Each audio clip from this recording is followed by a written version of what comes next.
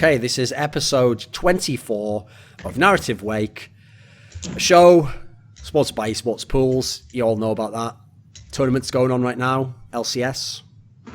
Tournaments in many different regions, Korea, LPL. Usual co-host, Kelsey Moser. Second most popular female co-host that I work with at the moment. Still top 2. Still elite tier. Still one of the best, in contention for that title. Not basically nominated for best female co-host. Didn't win the award, but nominated. So again, listen, you know, maybe it's going to become like the Academy Awards, Kelsey. Eventually, just collecting the nominations is enough as well. You know, it's not always about winning. You know, I mean, it's a lot of industry politics, if I'm being honest. You know, winners, not everyone who wins is necessarily the best, as everyone will know who's followed TSM for any of their time. Right, so guests on the show, in the bottom right-hand corner, we've got brokenshard. And hello. Here's the thing, I actually think that lazy memes are just crap, so we're not going to do any like shit ones about like you died to the red buff or whatever. It's just actually not a very good meme. Like that got so played out ages ago. But he is someone who, I'm just going to say this pattern is repeated again, Kelsey. He coaches in Brazil. He's a coach of RED Canids. Coaches in Brazil, yet comes on shows to talk about other regions, keeps up to date with other regions, specifically NA and EU. And the implication always is there is like, are you guys paying attention to what I'm doing in Brazil here? But gosh, if Fnatic or TSM ever needed a coach, I mean, I'm not available now, but you know, someone like me should probably definitely be inquired upon because again, I'm doing a bang up job here. Although sadly, I used to make that joke because obviously Abaxial never did make the leap. You know, he never did get hired as head coach in EU LCS, but then Peter Dunn did. So I guess it was just all about Abaxial. So fair play. I actually retract that statement about Brazilian coaches. I judged you unfairly just because Abaxial was unable to get a job. I apologize. And that is the only thing I will ever apologize to anyone from the region of Brazil for on any of my actions. I stand behind everything else that I've ever done. So, right, and the last person in this chat is not Brazilian, believe it or not. Just because he speaks Portuguese doesn't mean he's Brazilian. Like, that's why I've always said he's fine by me, you know. He just speaks Portuguese, you know. So, it is, of course, Shakarez, who has done all sorts of things. He used to be an analyst for Team Liquid, worked for LOL King, most recently was like in Clutch Gaming for about 5 minutes, still is in some way, but we're still not quite sure how, because at the same time he's also got a full-time job elsewhere where he's now working for Blitz Esports, which I presume means, if I know anything about Blitz Esports, that you guys are all thinking, cool, you know, Shakarez he's decent on camera, he's got a personality, you know, he's funny. No, didn't you hear me? I said he works for Blitz Esports. So that means that all his great knowledge and all the great things he's going to say will then just be voiced by a guy who was like a failed Hollywood actor or something. And then everyone will be like, wow, this Hollywood actor sure knows a lot about CSGO and League of Legends. That's all I need to know. No byline's ever been seen. So, R.I.P. But you'll be making. I will say, you'll be making that fucking RP. I mean, dollars, money. You'll be making money for what you've done. They will be voiced by me, just not yet. Yeah, right. Okay. Just because I don't have the audio quality to record them from here. Like, unless they send me equipment. Okay. No, that's cool then, because as I alluded to there, a lot of the other games, especially, if they just don't use the person who did it originally, even if some of them are YouTube personalities, funnily enough. Yeah, now, listen, right now we're using the Overwatch guy, you know, for League PS. Listen, I don't blame Blitz Esports. There are a lot of people in the scene who have fucking amazing insight, a great ability to create content, but on camera, they're just dry as fuck, and, you know, a lot of people just never cotton onto their personality. But enough about this show. Right, anyway, so this episode, listen, I didn't say the punchlines are good, but listen, I fucking deliver them. I telegraph them, but I deliver them. So this episode is not going to be about Brazil, even though we've got people on here who have some connection. It's actually going to be about NA, because obviously that's what all you fucking plebs watch, isn't it? And actually care about and think is valuable. So I don't think NA is valuable in any sense. I wouldn't wipe NA off the bottom of my shoe. But value in the world is relative. It's just based on what someone's willing to pay, what someone thinks is valuable. So as a result, NA, congrats, you are the most valuable region, asterisk, to people who speak English. Right, with that out of the way, let's start the episode. So let's start by talking about 100 Thieves, because I have to say, I actually did think that this lineup had like washed up written all over it. Like, not as in every player's bad, but it really did look like a lot of these players were like, I was thinking of retiring, but I think I'll stick around for another year because as franchising's come along, 100 Thieves has a lot of money, I know that. So I'll play another year. It'll be, kind of like my victory lap, my farewell tour. And, you try as much as you can, but if you kind of know your time's up, you're not going to be going hell for leather to win worlds or whatever. But they've come out of the gate, and what do you know? They have scored wins. So were we wrong about 100 Thieves, Kelsey? I think it's worth pointing out the teams that 100 Thieves played against were the ones that probably had the worst concept of side wave control in the entire LCS, which were CLG and Optic. And I think that that's something that Prolly has always kind of emphasized really hard in his teams, and particularly like just 1-3-1. Okay, we'll make trades in 2 lanes if they make trades in 1 lane, where it's just like if Optic and CLG are going to kind of run it down over and over again, then I think 100 Thieves will come out ahead repeatedly. So I'd like to see them against teams that kind of have more diversity. Also worth noting that 100 Thieves, especially in the first game, went for comps that seemed really comfortable, right? Because you had Cody on Kog'Maw. You had a bunch of peel and protection for him. You had champions that Ryu and somebody can play really well. So I think it's just that also peel and have sidewave pressure. So I think I'm not like on the 100 Thieves train yet, but I think that this was like a very good first week for them in terms of the types of teams they were facing. Okay. So brokenshard, that is obviously a factor that when you look at the lineup of the players isn't going to be factored in, but obviously they have a coach who's often been pretty highly touted, Is he going to make the team better than they look on paper in that sense? I mean, I didn't really even think that 100 Thieves were that bad on paper compared to some of the other choices. I mean, I always thought Someday was pretty good, but just like Kelsey said, like knowing Prolly, he always had an emphasis on playing the map, and it's not like they had stupid players. They have pretty smart players, and Cody. Cody, who's like I would say a new player. I'm not saying that he's stupid, but they got like a new player. So I didn't actually think that they would do that bad. And yeah, Prolly definitely has a strong influence on how they play the map, and for some reason, NA can't find their side lanes in the last week, so... Okay, but when you say that, like, not better. that bad. Okay, so whereabouts are they weighing up for you? I think Someday is really good. He's definitely in the top 3 of NA top laners right now. But as a team, though, where like are they going to contend for a final spot? Are they going to be top 4? I don't believe that at the end of the split they will be in the top 3, maybe top 4, but definitely I definitely did expect them to start out with wins. Because I think they're one of the teams that, if they would have it together, would be the one to have it together the most.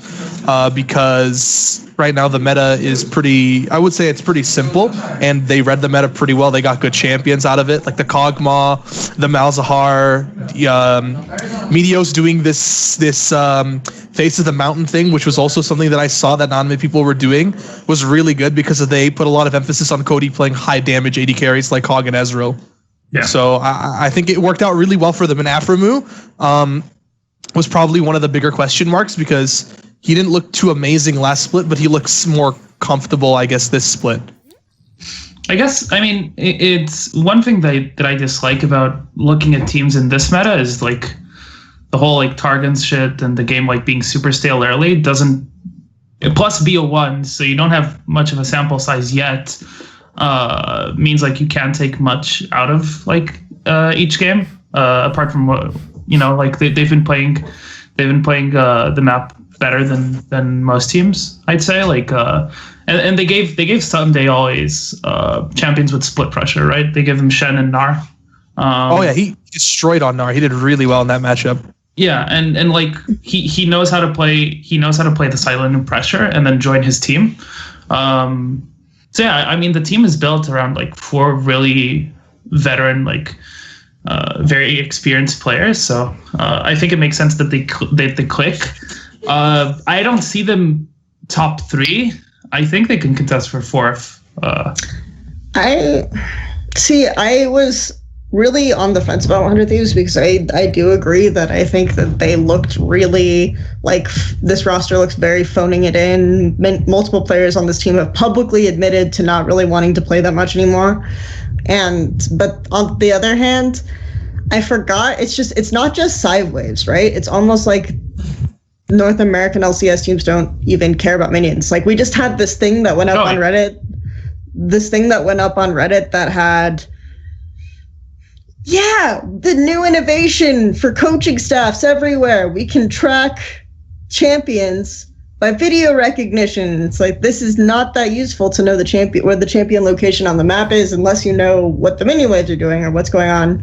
Like, this is only a very small part of the picture going forward. And of course, it's also not the first time someone has done something like this, but it feels like that's kind of the NA LCS approach. It's like, yes, we know where the champions are, right? But we have no idea what's going on with the minion waves or anything like this. We're willing to give up so many waves just to go to this other lane, and then if we give up the waves, they can easily match us and they can get way more out of it. And it's like they're not even paying attention to these factors. So just having a slight edge or understanding these things better could probably do way more for 100 Thieves than like I initially gave them credit for. And so, I don't know. I'm not willing at this point to say that they're not going to be like top 3 just based on that if other teams can't get their fucking shit together, honestly. So, and honestly, also, if you just I'm just taking a quick look at the drafts that they put together. They kept simplicity pretty like high in there. They have the first game, they had like Hog Braum, Rise, Sejuani, Shen.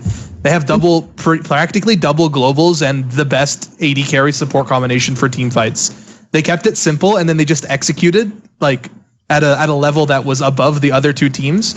I mean, besides the fact that Stixay in that game when they played against Thunder Thieves literally just ran into a Malzahar ult. Besides that, they kept things pretty simple, and they focused more on just general execution than trying to do something crazy. And I think that worked for them really well. What about, is Afromoo somehow going to transform Cody Sun into a different player? Do you think he's going to have some kind of like significant effect, or will it just be similar to what we saw before? Well, working with Cody, you can go ahead, Kelsey. I was just going to say, I think that they still sort of, the 100 Thieves drafts and the compositions that they put up all kind of acknowledge the type of player Cody is already. So like the Kog'Maw thing, Cody's really high on Kog'Maw, and you need a lot of peel for him so that he can do like whatever he wants on that champion. Ezreal, like putting a lot of priority and emphasis on Ezreal. There's a debate for Ezreal going on right now, whatever, but it's a champion that self-peels really well. It can work into compositions in a bunch of different ways. So I think that the drafts and the priorities that they're putting on different AD carry picks definitely acknowledge that Cody Sun has his existing limitations. So I don't necessarily feel like 100 Thieves are trying to transform Cody Sun in any way right now. So. Okay. But I think from a learning perspective, at least, I don't know how it was on Immortals. I was saying from the point of like you mentioned like if Afromoo is going to transform Cody, like the way I don't know how much how Immortals was like super well, but like from the info I was given, like Ole obviously like limited English, and he's like, the way I see Ole is more of a not so lane dominant, more of a roaming type guy. Like his roams were literally what set him apart in the league last year. And I think like having someone like Afro to lead comms in lane, like in trades, can be important. Might be important for Cody to progress as a player. And I think I think that's ironic though. Yeah. Because knowing Cody. Afro actually said, I was going to mention, I was trying to remember the interview I listened to, but Afro actually said that Cody gives him a lot of feedback and info. So it might not be the case, but. Yeah, the thing is, like, when I worked with Cody and Biofrost, it was Cody that was actually leading the lane more often. And, like, Cody does actually have a voice in lane, and that's when it worked well for him. So I wouldn't be surprised if Afro and Cody, Cody would be doing some of the leading in the lane. I think I remember Afro talking about an interview where actually he said that Cody was putting, like, an active voice in the laning phase. And it wasn't just Afro dictating the entire thing. At the same time, though, it was a very PR answer, though. He was like, this guy is teaching me so much. And then Riot did this whole segment. And it's like, how humble is this player that he says this new gun is teaching him and all this other shit that is just like felt very saccharine in a way. But I also think that obviously Cody Sun can lead the lane at a certain level, but there are really bad laning habits that Cody Sun and Ola had on Immortals that I think need to be fixed. So far, it doesn't seem like they've necessarily looked to fix them. They're just putting him in situations where he's comfortable and he can kind of not overextend too much. So I think that that's kind of the direction they're going in. Maybe eventually he'll learn a lot from the way that the team is set up, because there are, like, if nothing else, this is the kind of team you would want to maybe be on if you're a really, really young player, right? Like, the veterans aren't necessarily going to kill you if you screw up, right? If they're already saying that they don't want to, they're not necessarily sure how much more they want to play. But they have a lot of knowledge and they have a lot of information that they can impart if you don't like piss them off too much, or if you really do put in the effort, and if you can kind of like inspire them in some way. So I think that this is a pretty good team for Cody Sun to be on in general, if he can make it work for him. Okay. So one of the teams that 100 Thieves beat was CLG, and CLG went 0-2 because the other team they played was Cloud9. So what do you think of the new CLG? Predictable? I don't know. Yeah, there's predictable is true. I mean, what more is there to say about this? I mean, Shakarez, you did the facepalm when I talked about it, but like, we have to talk about Stixxay legitimately inting it. Yeah. Like, I had someone in the Twitter comments, like, because I made a gif of it, of someone saying, "Oh, he wasn't expected to get all that movement speed from Zilean," but it was like, I remember like the game started against C9, and I think it was the Rengar game, right? Where where like Rainover looked pretty good in early, and they were pushing the lead. I think they got like up to a 3K gold lead.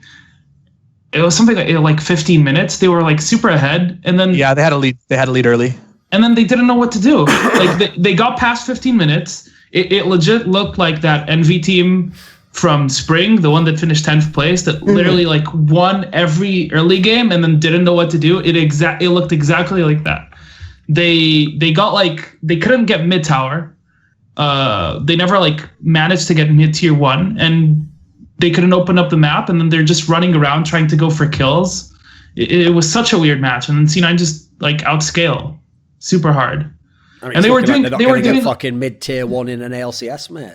And they were doing this weird shit, like Huhi gets solo killed by Jensen. That's like, the thing, yeah. Almost under his mid tier 1, shows like how bad like their game plan was. Like it was so mind blowing. Like they should be getting, like, with their lead, they should be forcing that tier 1 out with Malzahar, like forcing the Zilean ult, forcing them to back off, get the tier 1, opens up the map, and then start going from there. But they never get that tier 1, I believe, and then it's like they just lose the game because like they're playing against a GP, they're getting super outscaled. It wasn't. I mean, the problem started happening way before that, even though, because they had a very clear point, which was to repeatedly dive gangplank with the Ornn and the Rengar, and then Rainover did the same path, I think, 3 times before C9 were like, yeah, you know what? This is pretty obvious, right? We're just going to collapse on Rengar in the top jungle. We're going to get vision and map control off of that and take the game from there. Like, I wasn't even necessarily that impressed with C9 in this game. I don't think that they displayed something particularly spectacular. They just took advantage of some of the mistakes that CLG were making in terms of like repeated plays, not evolving past the 10-minute mark, and then winning extended fights with Zilean. They hit 3 items on Tristana, and then Tristana wins, essentially. Yeah, and I mean, CLG kept using like the same all-in engage tools, right? Yep. And then C9 would say, okay, we have Zilean, and we'll win extended fights with Tristana, and that's about it. So here's the thing, though. When Rainover played on Immortals, the amount of people in the West who were insufferable, like they wrote this guy up as like the second coming of Dandy, who like revolutionized fucking jungling, taught every Westerner how to play, knew everything about where to transition his leads that he would get in the game, understood all the wave control in a way no jungler in the West did before. Is Rainover in any way a problem in this respect? Does it look at the rest of the team as on the same page as him? How do you rationalize that narrative? I've always seen Rainover as an enabler. He's a player that's really, really good at enabling strong players on his team. In Immortals, that was that was Huni. He was like, from scrimming them, it was always just him enabling Huni and then Huni going out of control. And that's what I always saw Reignover was. He was really good at enabling teammates. On CLG, though, I don't really see a player that he can enable that's going to have that same level of impact, if that makes sense. At least when he kept trying to dive Licorice, he was diving it for an Ornn. Like, yeah, the Ornn is really strong as a pick right now, but it's not like a hard carry.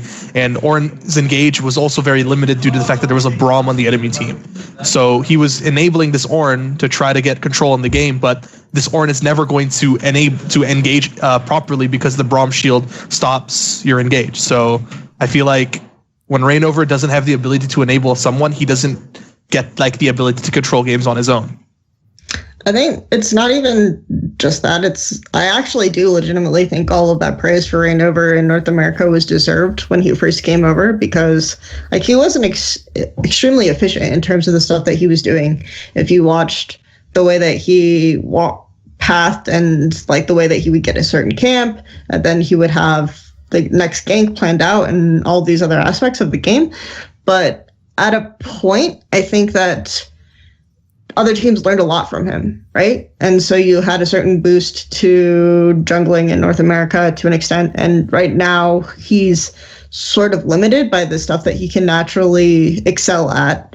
And he'll default to certain comfortable picks like Rengar, like tank jungle picks, and Rek'Sai. Tank Rek'Sai always.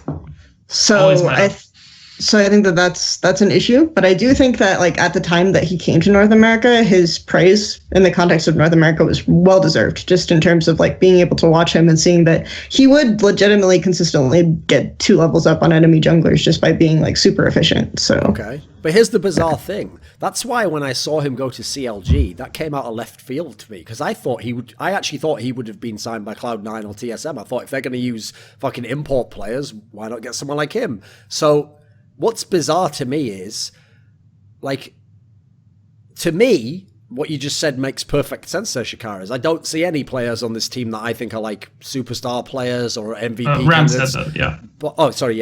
But that's not actually what everyone else thinks. Like, if you remember last year, there were people who actually, no joke, voted for and thought Huhi was the MVP of the league. Darshan just never somehow loses that storyline that like he could take over a game at any point and carry it, you know. Like, I've seen so many games he just hasn't done it. It's ridiculous. Like, he's the classic example of that famous saying, like, if you give a man a reputation as an early riser, he can sleep till noon. Like, that's fucking Darshan. He carried loads of games in season 4 and season 3, therefore just for the rest of his life, everyone's going to say he's some mad carry. Is there some way that this team works out? Like is this just teething problems and it all comes together and it's great from here on out? Is there anyone feeling confident about CLG? Confident? Not really, but it is 2 games, and I do believe that Stixxay, if there was going to be a star player on this team, it would be Stixxay, who he improved a lot. Like, he isn't shit, and yes, he isn't a god. He's just good.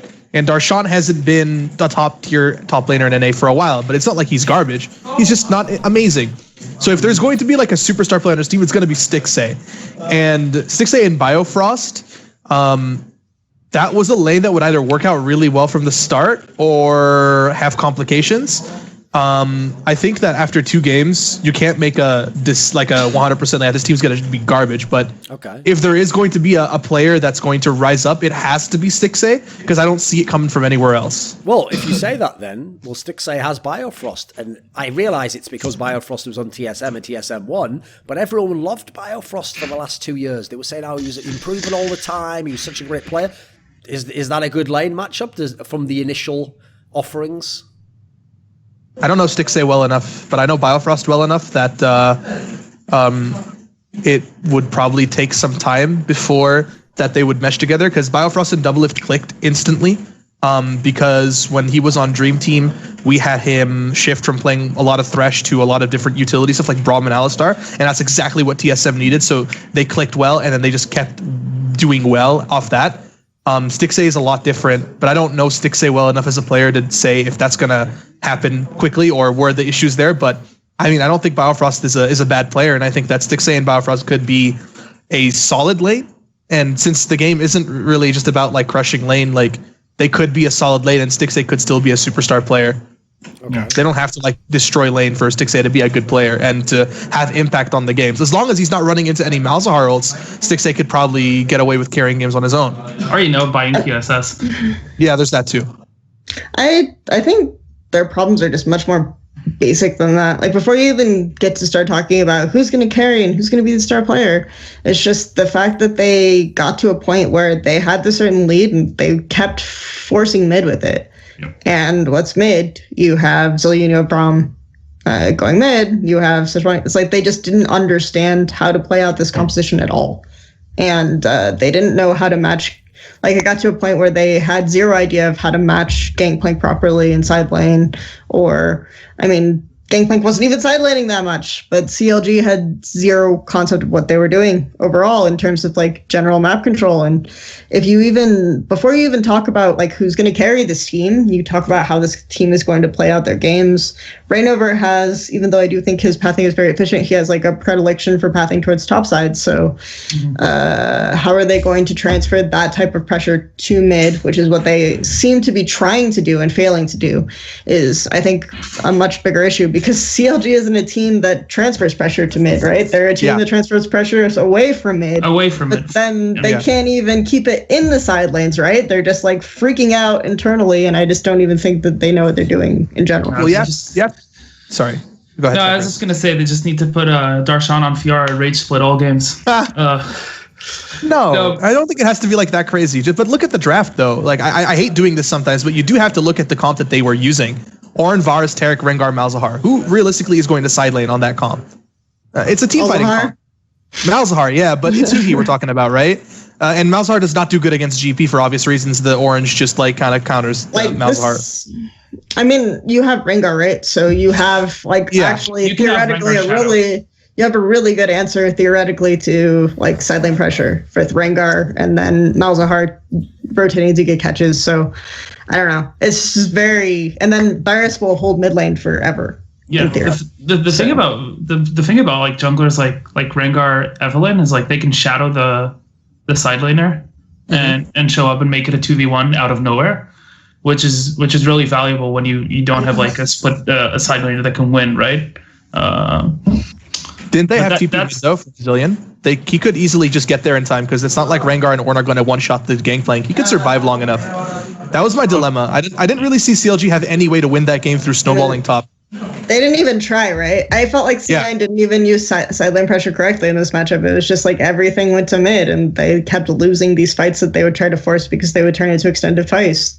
So, I don't know. Okay, so Cloud9, as we just mentioned, the team that also beat CLG, won their other game this week. They played against Golden Guardians, who, if you remember when we did the preview show, almost every single person listed that as, like, if not the worst on paper roster, like second worst. There was no one like, I think they can actually be good or even mid-tier. No one said that. Except Loco Doco. Well, obviously Loco Doco did. I have to obviously include that. It would be pretty wild if even he was like, nah, it's fucking shit, isn't it? But I'm making that long paper, so who gives a fuck, right? No, but obviously, one of the reasons why Cloud9 was so hyped was a lot of people thought that actually trading out Impact and getting Licorice was a great move, that they were like, wow, this guy could be so good, Now, he did carry in the fucking game against Golden Guardians, but I have to obviously ask the context. Was it because it's Golden Guardians? I think Licorice is good. Obviously, I think Licorice is good. I watched a bunch of. I know it's Challenger Series, but I think he's good. Is he like an upgrade over Impact? I don't think so.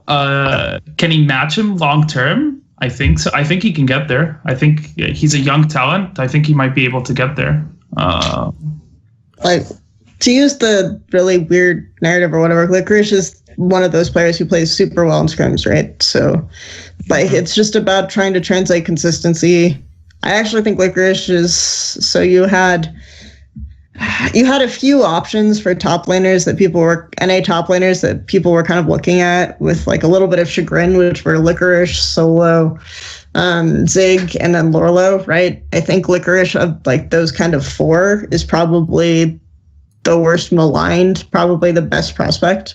So, I think he has like a very high to use a old CLG meme, potential ceiling, but I think that this matchup is just like very favorable in general for, you have an Evelynn, you have a Kled, right? You can make this sort of situation work much better than, for example, it's almost like they took the CLG C9 blueprint and translated it here, but we're much more effective and much better with it. They also had the Tahm Kench, they had the Rise, like you could easily collapse on top in so many different ways. Okay. So I think this just worked very well. So as you referenced, obviously Svenskeren wasn't playing this game, playing Evelynn. I'm not an NA LCS caster on some podcasts. I'm not going to make like, haha, TSM was used to having the jungler be invisible on the map too. I'm not going to go down that line, right? Even though, to just pull back the curtain. That's a wink there, by the way, guys. I sort of got away with saying it while saying that I wouldn't do that. So I get the cheap laughs and I get the intellectual highbrow moral superiority that, is my hallmark at this point in time. But was it a different Svenskeren? Has he escaped the narrative that TSM shackled him and like the man in the iron mask, the real Svenskeren, was locked away in some kind of a dungeon, presumably thinking up hilarious solo queue names for different regions of the world, while some imposter who was just a shit farm jungler and died a lot was playing on RED State? Does Svenskeren look rejuvenated in Cloud9, Shakarez? I'd say he looks different for sure. Like, it might be unfair of me, but I don't imagine like him getting Evelynn much if he was on TSM. Then again, like Mike Young is there and he's playing Kha'Zix and shit. So maybe I'm being unfair. It's just the meta. Yeah, it's the meta too. It didn't help that the meta was tanks, so the guy just had to play tanks. But I mean, he's still playing relatively aggressively, and sometimes it cost him. Like he had some unnecessary deaths in the games I saw. But I think like if the team enables him and the team like isn't like super like about like following his calls and like letting him, like if they have priority, following him into invades and letting him translate his like lane priority into like jungle advantages. If they're more willing to do that, I think he can show up and be like the jungler that we knew from SK and beginning of TSM. See, okay, I think C9 has a similar like jungle mid problem to TSM, but it's not like, I think that you can only really work with mid, or you can work with one lane at a time maybe as a jungler on C9, and then the other lanes don't necessarily respond well to having jungle pressure on the other side of the map or anything like this. So I think that it makes sense that he would look a little bit better in this context. But even you said like, oh, he'll be the same jungler as he was on SK. He was always the same fucking jungler he was on SK. Yeah. I mean, like in the sense that like the team follows up on him. So yeah, because like SK ever did that. I mean, like. But when you're winning all three lanes and pushed, like your jungler can get to do more.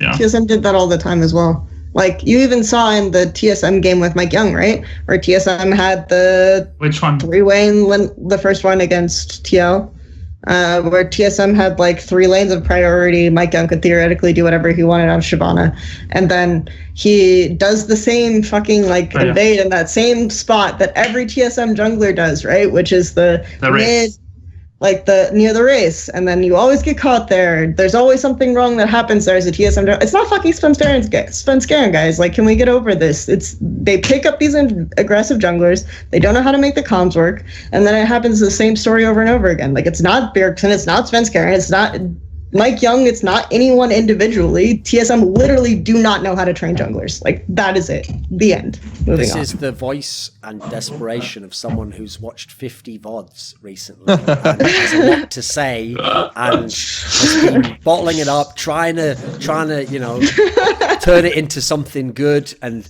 this is basically she made an article, but unfortunately what we're getting is the throwaways. This is all the shit that, the quick hot takes, the stuff that didn't go in the article. It's less eloquent, but listen, there's different Kelseys.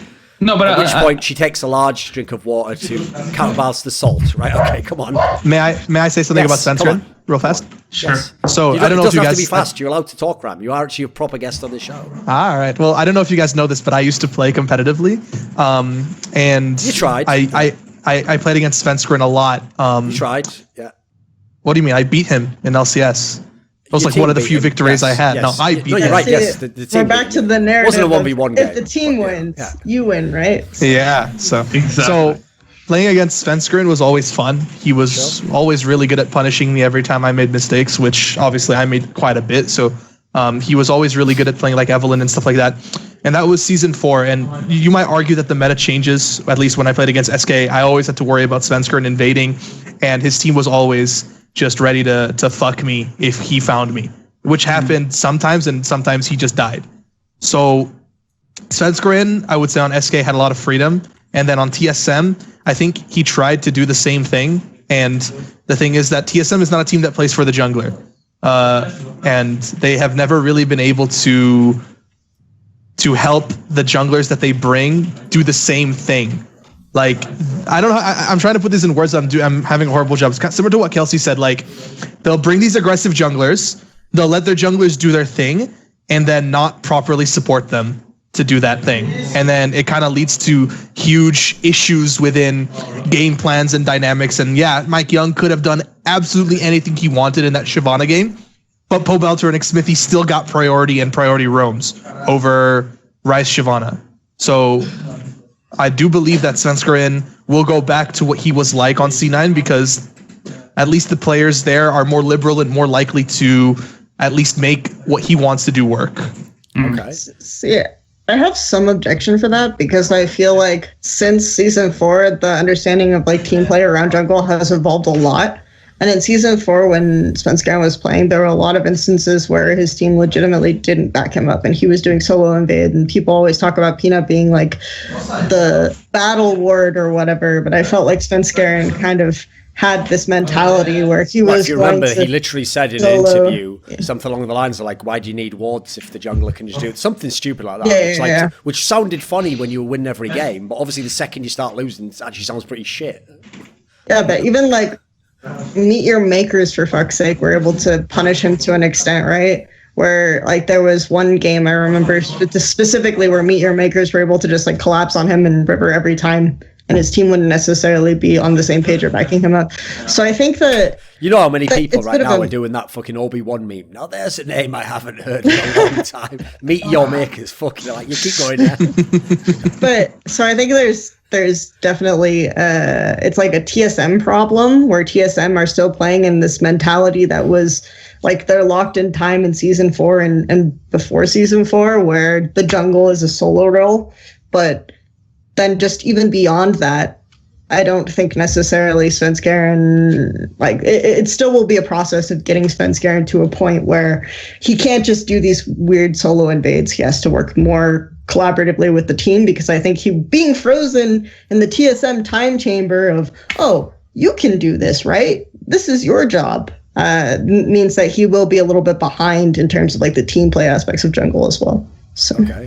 Okay, then let me ask you this. Right, obviously Cloud9 didn't have the hardest schedule, so it's not like we've seen them against like an amazing team that's going to win LCS. But does Cloud9 look like they're living up to the billing that they could be the number 1 team in LCS? I don't know if they could be the number 1 team. I wouldn't say right now. I think they need time. I think they can get there. I think they could, actually. I mean, I don't see anything glaringly wrong with this team over other teams.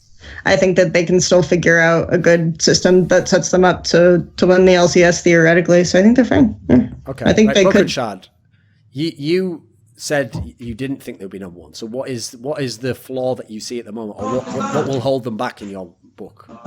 So, I'm just quickly like looking at the way that they're drafting as well. I always like to look at how teams draft to kind of get understanding what they're doing.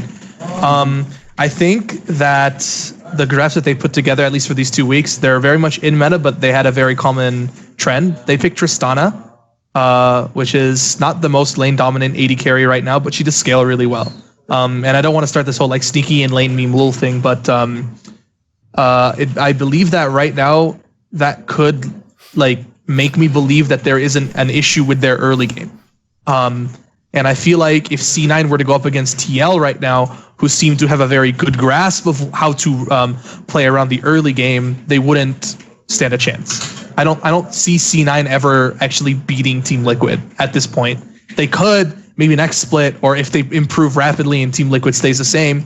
But I think that if I compare any team to Team Liquid right now, like C9, I see them faltering in the early game and then Team Liquid rolling over them. Okay. I see that being a potential possibility. And if they can't hold up to Team Liquid's early game, then they can't be the number one team.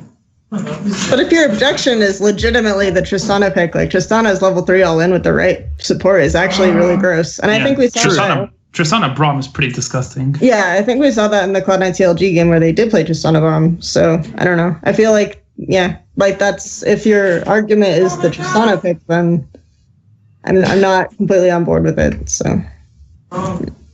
So since we already opened the can of worms about TSM and the jungle, let's just transition it into talking about TSM then. So first and foremost, does this glaring fact that you've seen about the jungler, which by the way, what's funny about this is I can already now tie together two aspects which just show how shit players are at trying to like counter what they think is analysis that they think is wrong. So players and people in CLG, including former TSM, including former TSM junglers, came out and were like, what is this bullshit? We don't make the jungler be a ward bot. We don't do any of that stuff. They just do that anyway. Okay, cool. You just answered it right there. Maybe what you do is exactly what Kelsey said. In theory, they're like, oh yeah, no, cool. You can pick stuff and you can go and do whatever you want. We're not going to help you though. So it's sort of like me saying this, Shakarez. Like, I'm not going to tell you that you have to eat these vegetables, but if I see you eating candy, I'll beat the fuck out of you. Like, like that's, I'm not forcing you to eat the vegetables, mate, but you get like beats if I see the candy. So like, you are basically meeting them halfway on that one, aren't you? Like, you're sort of implying that, well, there's two ways you can do it. You can either feed or you can do what we want, which is not to play around you in the jungle. Does this factor, bearing in mind everyone, when we talked about TSM, logically, obviously, every other role in TSM, these look like really good players. It just should be a number one team, potentially. But everyone was like, it depends on how Mike Young learns, how he adapts, what he does in the jungle, if he will be some sort of shot caller. Is this enough to be a limiting factor that you have skepticism about TSM? Yes. Yes. I mean, I had them number one in the other episode I did. I was a guest of, but it was more hinging on the factor of Zed and Miffy like being absolutely insane, because I think I mentioned back then, and I've been vocal about it, that I didn't see the hype around Mike Young, and I think so far he hasn't shown it. And I thought the team will just be one of the teams where like bot and mid is just so good against most opposition that they just dominate and give enough space for Mike Young to do his thing. Apparently not. I mean, the Shyvana game was against TL, but I don't know. Like the team, I was looking into the TSM games because I was looking to do a piece of content more specifically, and like there's something there not clicking, and Kelsey mentioned like comms with jungle invades, and I think that has to be a huge issue there, because like the game versus FlyQuest, they like bot lane won so hard and literally if you open up the map post 15 minutes against FlyQuest, you'll see like fucking 5 wards inside the bot enemy jungle, and FlyQuest still managed to scale like it was nothing. There's like something going wrong there where they're just not, like the jungler is not like using the leads that the lanes are giving him. It's really weird. Yeah, go on. To be fair, right now we're in the stopwatch relic shield meta where you can't die bottom lane anyway, but yeah. Sure, but like if the FlyQuest game, like Sven Miffy, where was it Cog Tom Kedge? It was Cog Tom against Kalista Tarek. Yeah, they got first turret 2v2. Yep. And they caught stunt warding without the turret, so they caught him there. And then they started littering the bot side jungle, and then they just didn't move much past that,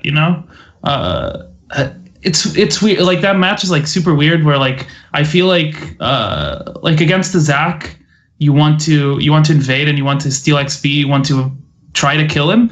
You can't really do that because on top side, because Gnar pushes in and Azir pushes in Xerath. I believe like for most of the matchup he could just push super early. But, yeah, for the early levels anyways, he can just push before the poke is like noticeable. But like bot one so hard, and he can never like get much out of the bot lane invades. Like he kept trying to go in, and he managed to steal one camp in 15 minutes. I mean, it's like he's not doing anything like in terms of like, how do I put it? Bot turret is down. They're not swapping, trying to dive post. I know there's a stopwatch. Yeah. I just felt like they were not like using their huge lead that they got bot lane to do anything with the Kazakhs to set up dives, because you have the stopwatches too. You know, like even though the stopwatch can be used defensively, you can still use it offensively for a dive. And especially like after they got that first turret, they could have accelerated more. Is how I felt. I think I had huge problems with both of TSM's compositions in general. Oh yeah, that too. But this is like, so I think one thing that was smart though that Fly did was the Zac draft, because like at level 5 or something, you have Kog'Maw, Xerath, and Sho'Gath, and these are all champions that are really easy to get caught out by Zac. Like you can actually have so many gank paths against Xerath and stuff like this, so you have to play fairly conservatively in these situations. So I think that's why that they maybe just like didn't know how to play that part of the game out.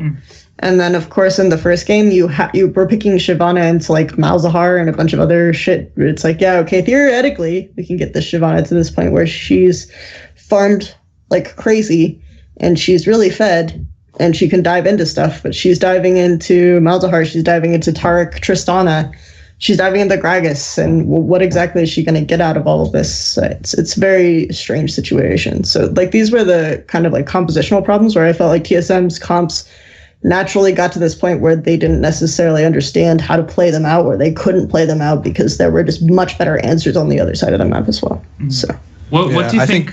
I wanted to ask for the Fly game. What did you think was off? Because like it seemed like they wanted the Xerath and they wanted FlyQuest to have a Azir the way the bans went, and the first part looks fine, and then like there's Jarvan, there's Sedge for TFM, and like the Cho'Gath.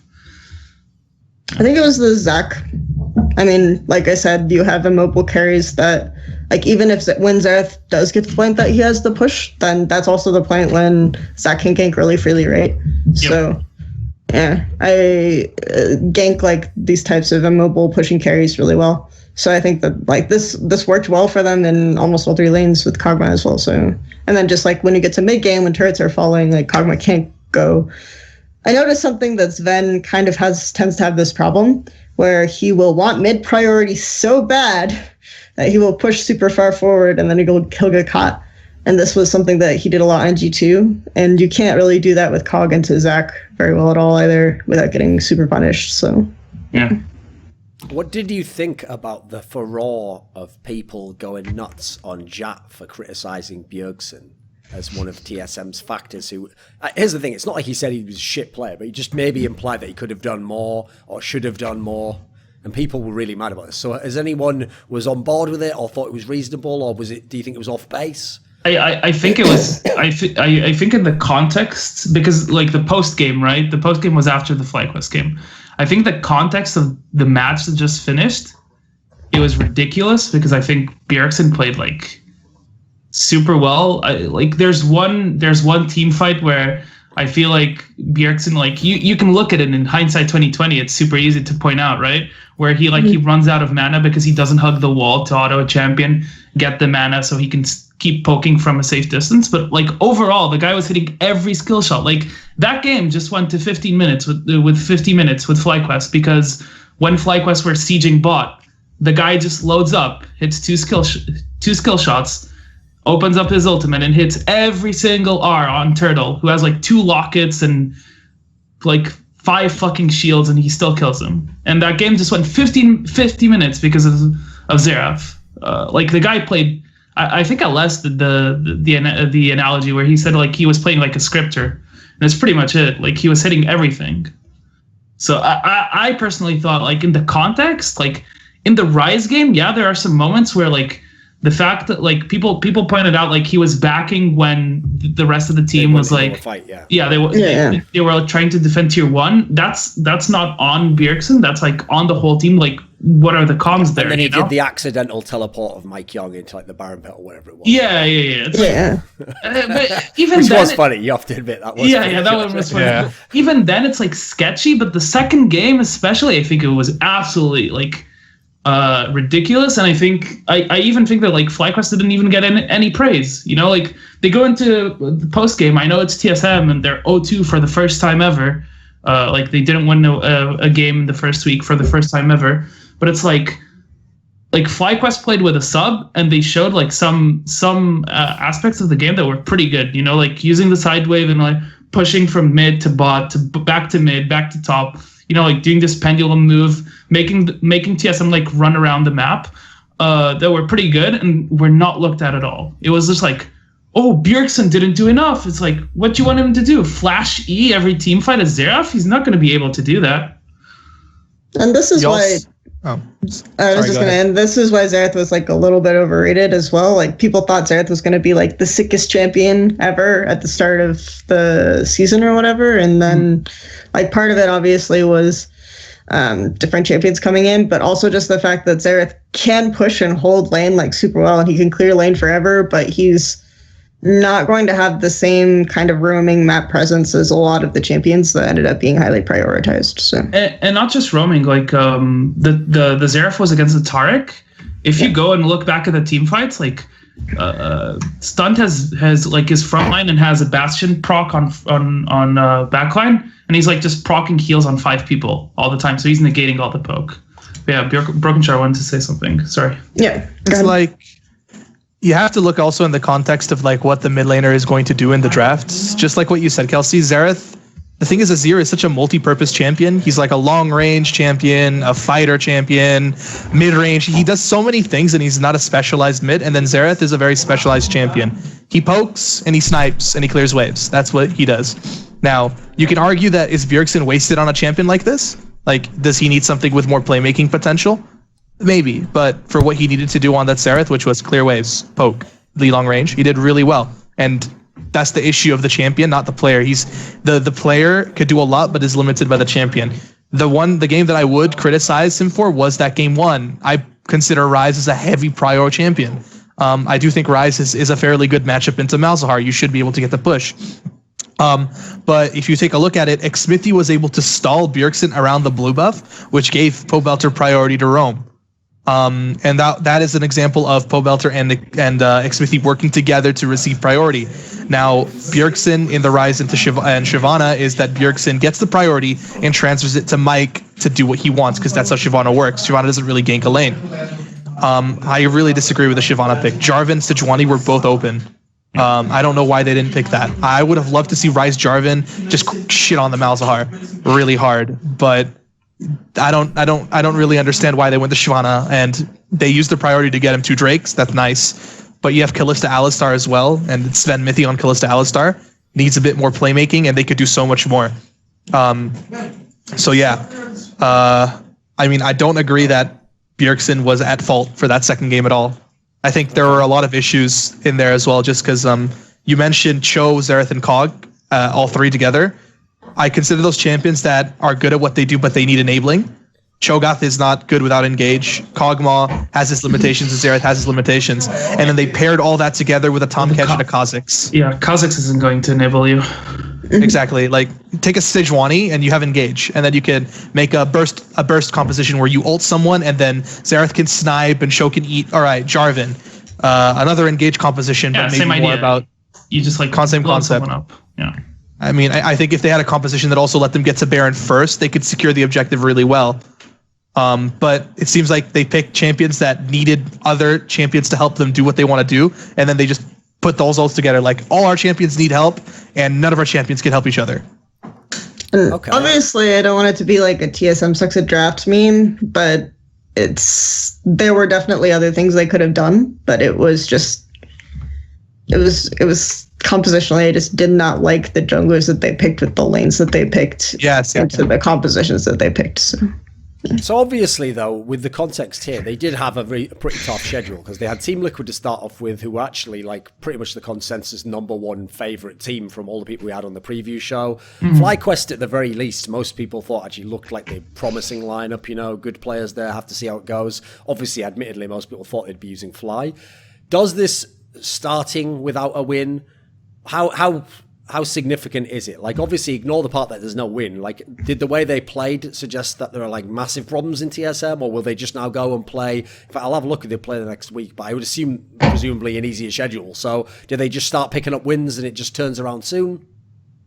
I think it turns around soon. I mean, they play Optic week 2. I think they can take that game, for sure. And then they play Echo Fox, which is super interesting. Massive problems, maybe not, but problems definitely. Yeah, exactly. Because obviously another factor is they have a new coach as well. This is a coach who hasn't worked with a bunch of these players. I also think, like even Sven and Mippy, people tout them as having a lot of game knowledge and bringing a lot of understanding of the patch and stuff to teams, but they have almost always had slow kind of ramp-up times before they get comfortable in the meta. G2 and TSM were both teams that were much better at adapting after the first draft, right? And now we're in best of ones, and they're coming to the table with what they practiced for the week, and maybe that's bad. And then they can't necessarily adapt on the fly anymore. So I think it's going to take them a little bit of time. Yeah, exactly. They can't adapt against FlyQuest anymore. But it's going to take them a little bit of time before they get comfortable. And then the patch is going to change, and it's going to be 8.2 in a completely different game. So we'll see what happens. So I think they would also... Like, no matter what issues they have at the moment, surely if you have that many good players, there's got to be some solution eventually, right, to make you a really good team? Yeah. No, there has to be, but I think that they could just keep it simple. Like, their compositions or the way that they wanted to play the game seemed quite complicated. I think they could just keep it simple. Play Jarvan, play a simple mid jungle, priority into side lane, or get Sven Mithi on Malzahar, Alistar, Kalista again, and just keep it like a simple composition with basic execution, and they have strong laners, they have strong players. It's not like everyone on TSM are bad players. They're all in like the top 3, top 4 in their role. I just believe that they could change their jungle pick, make the composition simpler to execute, and then they'll probably be able to band-aid some of their small problems while they fix on their slow start, which is common for some of these guys. Okay. So then let's actually talk about Team Liquid, then, the team we've referenced already, who obviously won the opening game against TSM, then won against Optic, who, obviously not necessarily a great lineup on paper, and a team that not many people expected much from. Now, Team Liquid is the team where, as I referenced, people did have them as the favourite, and largely because that was the one where on paper, this looks fantastic. Like, what a great lineup, what bad players are there here? These are all players who are among the best at their roles. Even looks like it has like fairly good balance of like players who don't have massive egos, players who have big egos. And believe it or not, you do want certain players to have good egos. It seemed like it would be good. What do you think of after week 1 of the Team Liquid experiment? Good. Yeah, they're good. Yeah, I think they look pretty good. You can make a bit of the argument that like the game against Optic like had a bit of a slow start. I think part of that is due to meta. They did have like some weird calls where I can't remember who was getting saved by Thresh, but they're just like how Papa Smith usually says, like yakety sax just running around the map trying to save someone with Thresh, but like they know what to do with their comps, which is like Malzahar, Kalista, and Thresh Sejuani. Like, we have a ton of pick, we have Baron pressure, like set up around Baron, start pressuring, remove vision, catch them in the flank. It sounds pretty simple, but it's like they know how to recognize like what we do with this composition, what we must do to win the game. So they're looking good in that regard, and they're looking better than everyone else. Simple compositions, strong players, easy execution. They just did that. Look, they have enablers. Someone's playing Sejuani. No, Smithy played super well. Across those 2 days. But it's almost like if you have engaged, like comps become much easier to play. Like there's some comps where I remember it's like back when SKT was at their peak, like they would play like these ridiculous comps with almost no engage, that are super hard to execute, but you have to be at a very high level to be able to execute them, you know?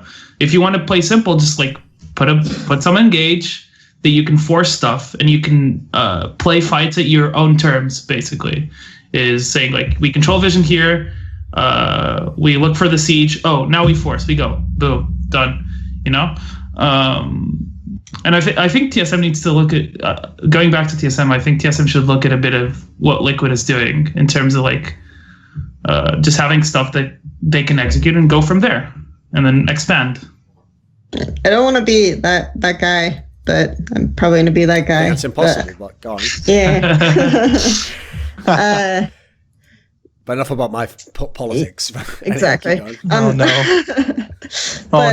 I was actually not super impressed with Liquid's map play in general. Like I think they, in the Optic game, for example, they got this massive top lane lead off of a major mistake that Optic made in terms of the teleport without priority, and the fact that like Impact canceled his teleport, he went all the way to the second turret, and then what do they Liquid just spend like 10 minutes or something trying to still play to bot lane instead of like going for this advantage, looking for a Rift Herald play, trying to transition any of like the Gnar advantage to mid lane at all, because mid lane started falling behind.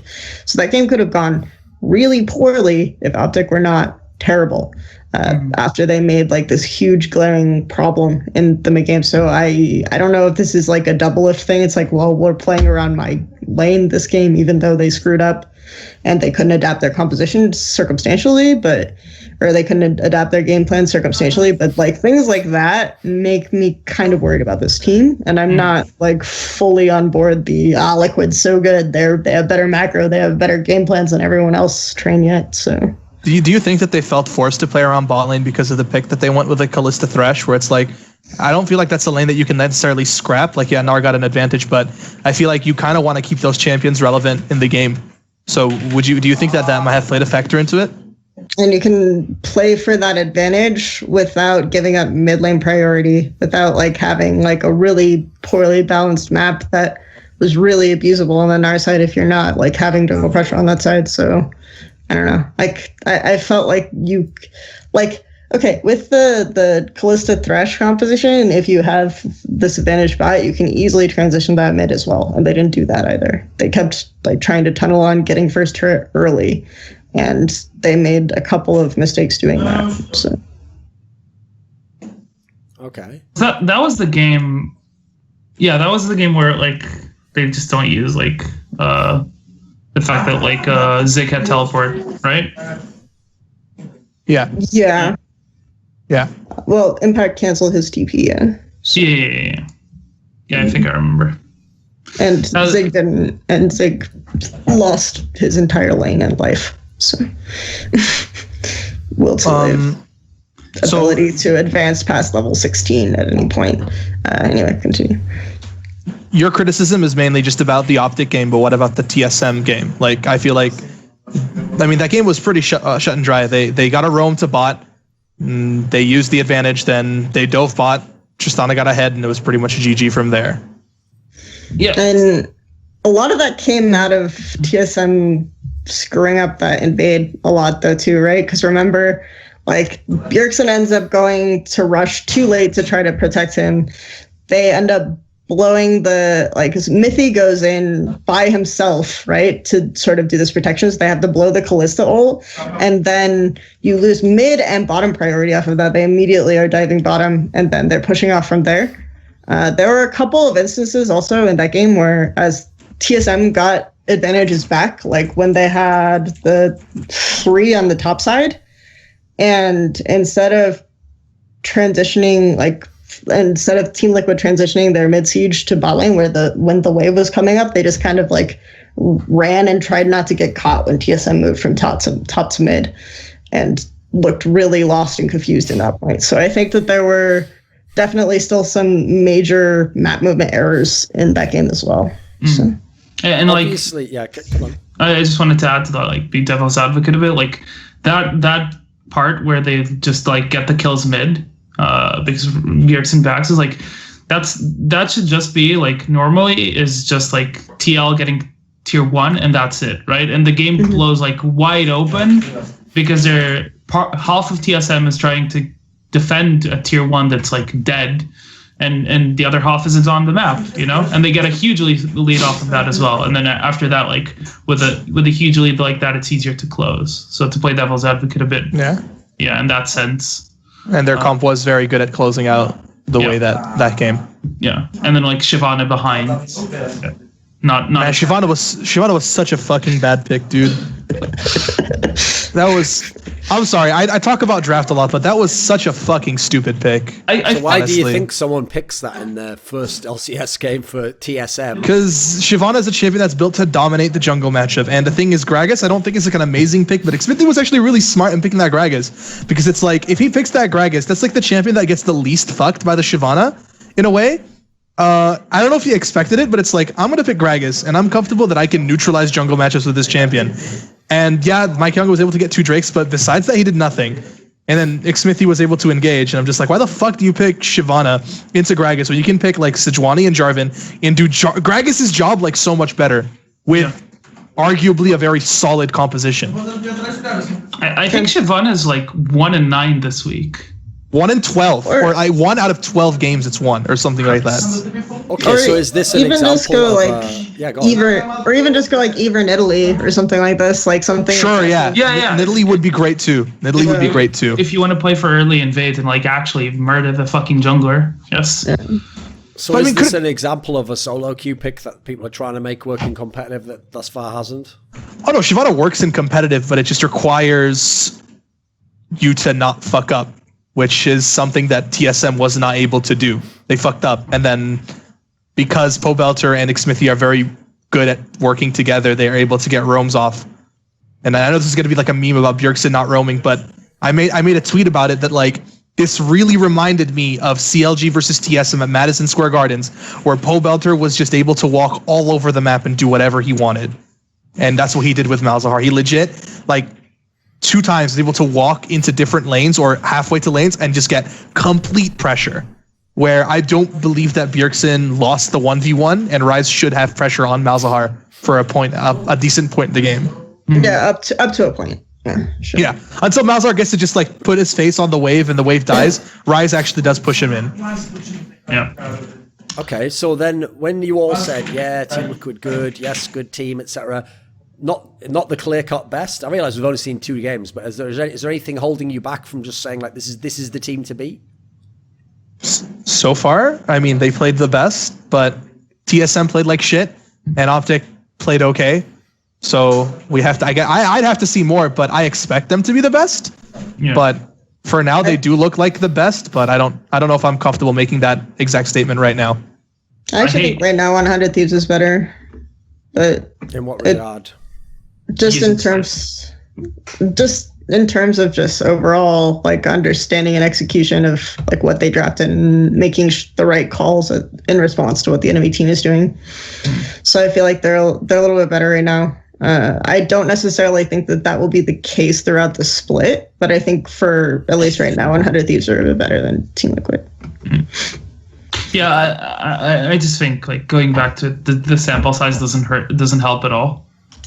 It's like for example, the TSM FlyQuest game is like one of those games where I just want to watch game 2 and see how TSM reacts to that, And now I don't get it, but can't have it all. Yeah. And will Team Liquid just be the double lift show? Is that kind of like I think they are clear in the mindset that he is clearly like one of the star players that they will play through at all times? I mean, he's good enough to be played through. He's a really good AD carry. I mean, memes aside, whatever you want to think about double lift is that he is a very strong player. I don't believe it will be the solo show because I think that Pobelter will shine a lot on this team. And he has already shown that, at least in the game against TSM, that he can control a map when he's given the champion. He played 2 games with Malzahar, and Malzahar is touted as the unskilled champion of the mid lane where you press an ability and get mid priority. So, I mean, Team Liquid has a good grasp of what's strong in the meta, and Pobelter is smart enough to be able to use that without having to flex his mechanics. I want to see more of Pobelter. I think that this is if there's any split that Pobelter can like cement himself as like a top mid laner of NA or like better than supposed Bjergsen and Jensen, it's this split, and he can do it. Okay.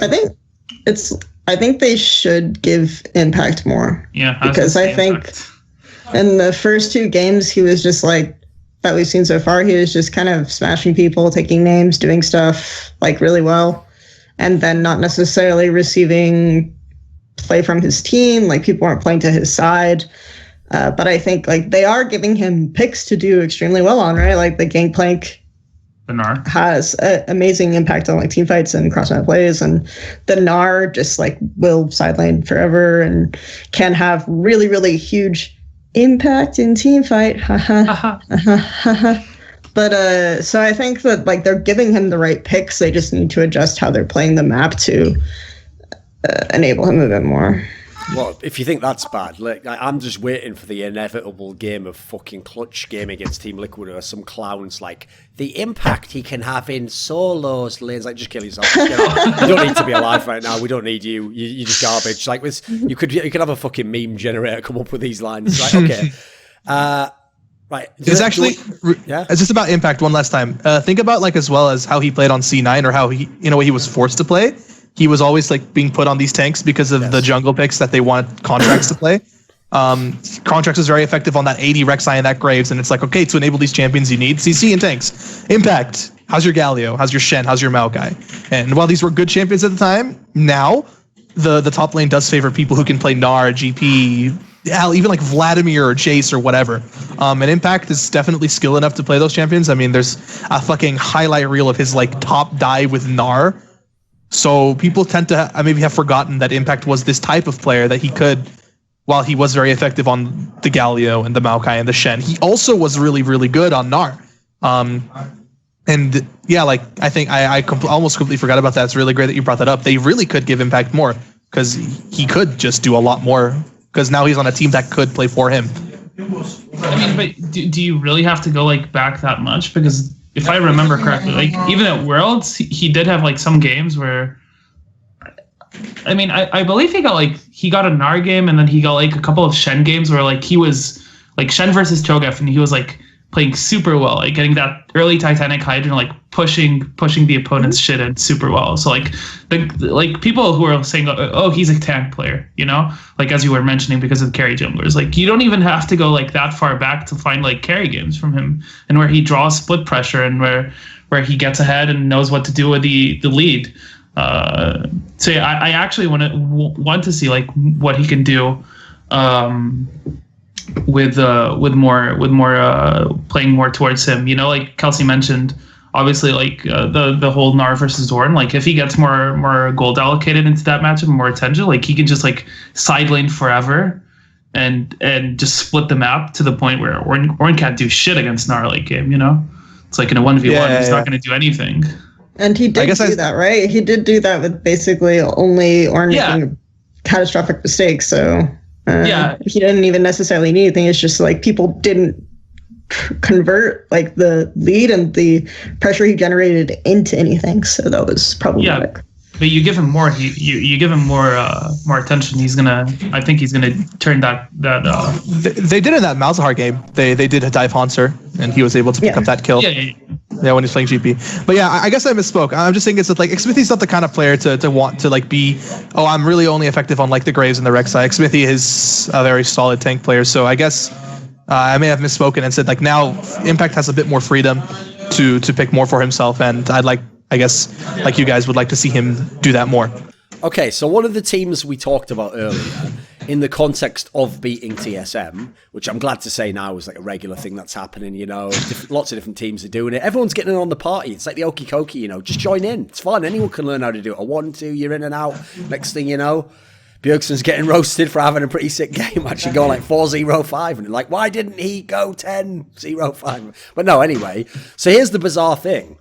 FlyQuest beat TSM, but then FlyQuest got rocked by Echo Fox, and actually have launched the Echo Fox hype train, which seems to have already, like, maybe that's why everyone was so reserved about Team Liquid, because people were going so deep on fucking Echo Fox. So let's start with the FlyQuest part first. What do you actually think of FlyQuest? And obviously in this scenario, like, what actually is the situation? Why are they using Keen at the moment? What was the official reason? The official reason is, like, basically Fly got a random check that basically delayed the whole process.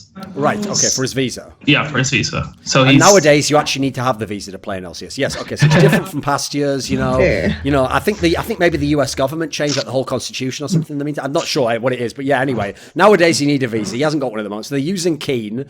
They're going to use Keen this wild week as well. card. What was it he was called? That was it, the anti-carry. That was it. That was the Anti-carry. meme. Thank you, Ryan That's Payne. genius. That is one of the most hilarious ones. I give him credit for that. It's funny. Sadly, he meant it in all earnest, like honesty and as a real statement about a player. Anyway, so obviously it's hard to judge FlyQuest because technically this isn't the mid laner they would probably be using in proper play. With that said, what have you made of them so far? I think they're a pretty interesting team. I think like Flame, pretty good player. I like that, even though it kind of looks like a random mix of players. I think they had a clear plan going into it and like setting up. And I think like Onda is this guy who should have been in LCS a year ago and wasn't because he got fucked by a visa situation with Dream Team, I believe. Ram can tell us more. Oh no, please don't make me talk about Dream Team. It was a fucking nightmare. So yeah, Onda was my top laner. He's Canadian. The CEO was like, yeah, don't worry, we're fixing Onda's visa. And then he goes back to Canada because Dream Team stopped paying everyone. And then he comes back and it's like, oh yeah, you're not allowed back in the States because you overstayed your visa. But the CEO said that he was allowed to stay because like an immigrant lawyer said that he could while they were fixing his visa. So yeah, he got like stuck in visa hell almost. And I'm pretty sure that's why he wasn't picked up for, what team was it again? It was FlyQuest in the beginning, right? They did want him initially. Yeah, I'm pretty. Yeah, it was FlyQuest over Moon. Yeah, so that's what happened to him. Onda as a player, as a jungler, he got famous in Korea for basically playing Nidalee and camping top. Yeah. And his Nidalee's pretty dirty. His Nidalee's insane. His Graves is good. He's mechanically really good, and he's a pretty smart player. As showcased by the way that he played the Zac, you can see that he's quite a smart player. 1 second, they're yelling here. Sorry. But yeah. I mean that's the Dream Team story about Onda, I guess. Yeah, and I think they have like a mid that like with Fly just to finish there that like he obviously plays a bit of the style that we relate to Huhi, where it's like very, the Malzahar, the Aurelion Sol, like more utility focused. The Zillion, he's really known for his Zillion, and I think he has an interesting. They have an interesting setup there where they can play from mid to the two side lanes, because I think like Flame is still absolutely a fantastic player, especially with the lead he just takes over.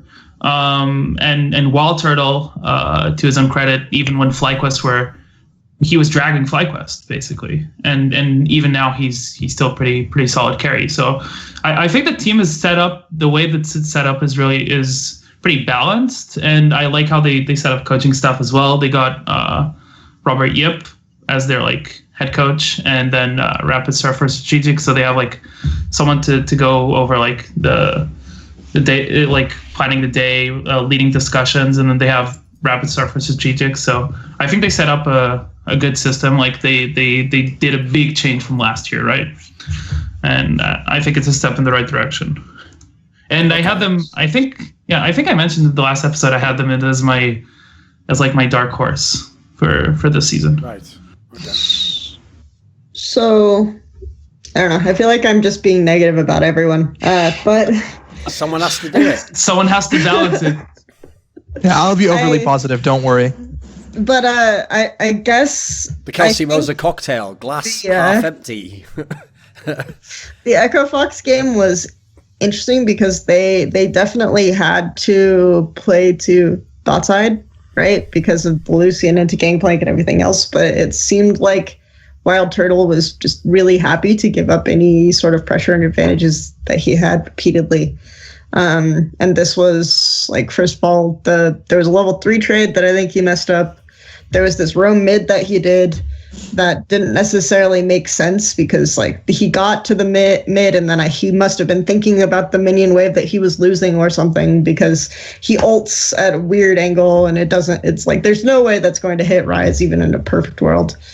And it's then like obviously at that point Echo Fox can play to both sidelines, and it was just sad to watch. So I mean, obviously the game against TSM went a little bit better and made a little bit more sense, but that game kind of was like a screw up. I also was much happy with Onda's Zach than his Jarvan, who seemed a little bit lost, like didn't connect much of his EQs. So I don't know. For me, like FlyQuest's performance this weekend was a 50-50. So I'd say it's pretty hard for him to play Jarvan into like half of that team comp of Echo Fox. The only one that's like pretty easy is just EQ the Kog'Maw.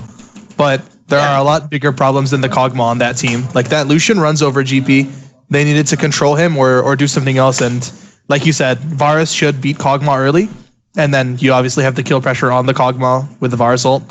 But if Wild Turtle flex up a little bit, then the Kog'Maw kind of gets time to scale up. Yeah.